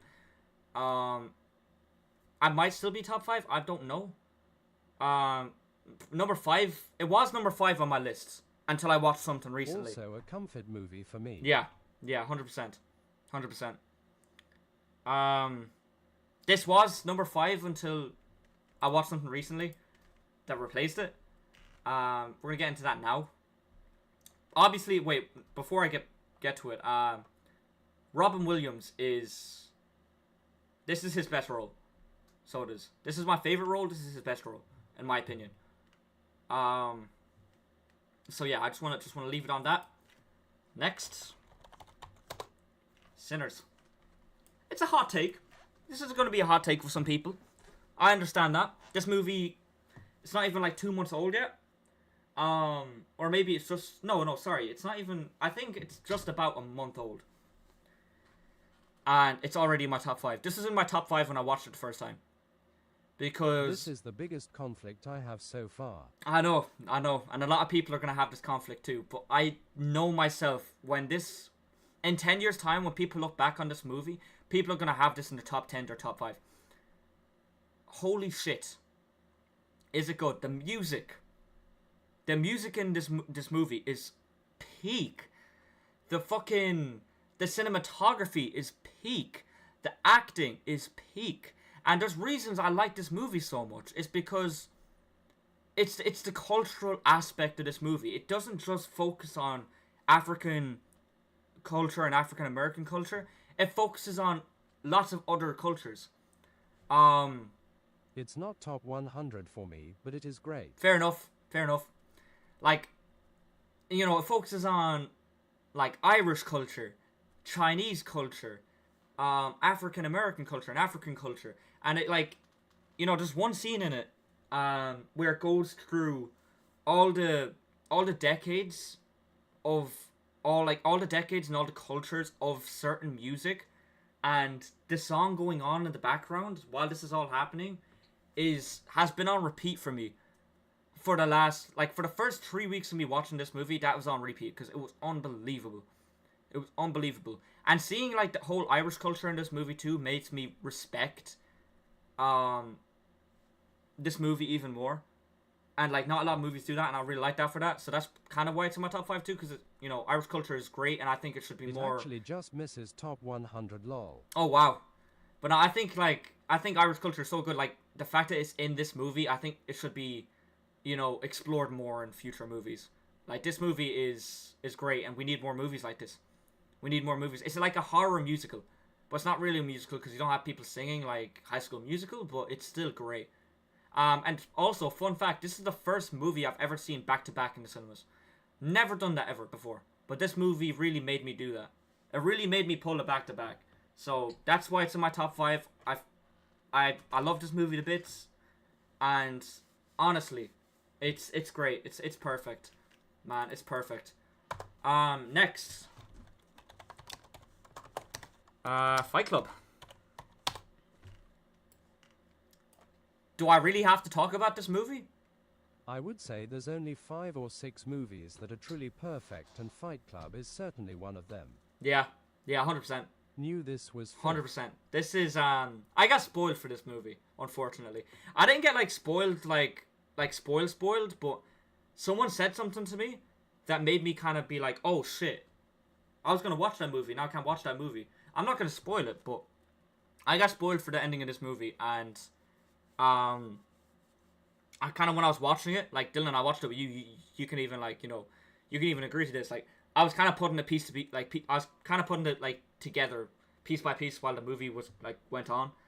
So, yeah, great fucking movie. The next movie that's coming up, 7. These two could switch. Look, depending on my day, these two could switch. It's like these two, Pulp Fiction and Inglourious Bastards. Them two can switch, but 7 and Fight Club could also switch. It depends on my day. But right now, 7 is my third. It's my top 3. Great movie. The ending is so intense. Movie. There will never be another like it. No, not. I had to leave for a sec. No, it's okay. It's okay. Yeah, there will never be a movie like 7 or Fight Club ever again. And the fact that Fight Club got hated on so heavily when it released, like people saying it was shite. Man, like, that is crazy to me. That is crazy to me. This movie probably could be number 2. Because the more and more I watch this movie, it kind of like, it just gets better every time, and I notice even more things every time I watch it. It's crazy, man. It's crazy. The ending is crazy. It's intense. The acting is crazy. The cinematography is crazy. It Brad didn't Pitt's make best effort at role. all, by the way. Oh, seriously? Damn. Oh, that fucking sucks like shit. I didn't know that. Damn. Okay. But no, like, in my humble opinion, it's Brad Pitt's best role. So it is. It's Brad Pitt's best role. By not a long shot, because Fight Club is like there too. Bad, it just didn't get traction. Oh, okay. Okay. Yeah, that doesn't make sense. It's great, man. It's probably like, it's not probably, it's top 4 for a reason, like. 7 is a comfort movie too, in some way. Yeah, I see that. But I've watched this so much, like, I've watched this. I just like the setting. How many times? I've watched this about 5 times in the last year, and the how I watch this movie pisses me off, and it'll piss a lot of people off. I watched this on the plane coming home from New York, on that little like TV screen you get on the plane. I regret watching it like that, because this movie's such a peak movie. But man, like, if I had like one regret in my life, was watching this on the plane and watching my number 1 on the plane. You're going to see what number 1 is now. I'm going to move on to number 2. I'm assuming this is going to be in a lot of people's top 5. Shawshank Redemption is a perfect movie. Again, need to watch it again. It's been like 2 years since I watched it. But it's like, the fact that I have in my top 2 and I've only watched it once and it was 2 years ago says enough for how peak this movie is and how perfect this movie is and how great this movie is. My favorite scene is when they're on the roof.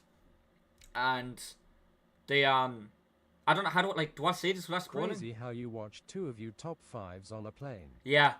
Shawshank is arguably the best. It was my best. It was my favorite movie. It was number 1 for a very long time until I watched this next movie I'm going to put up.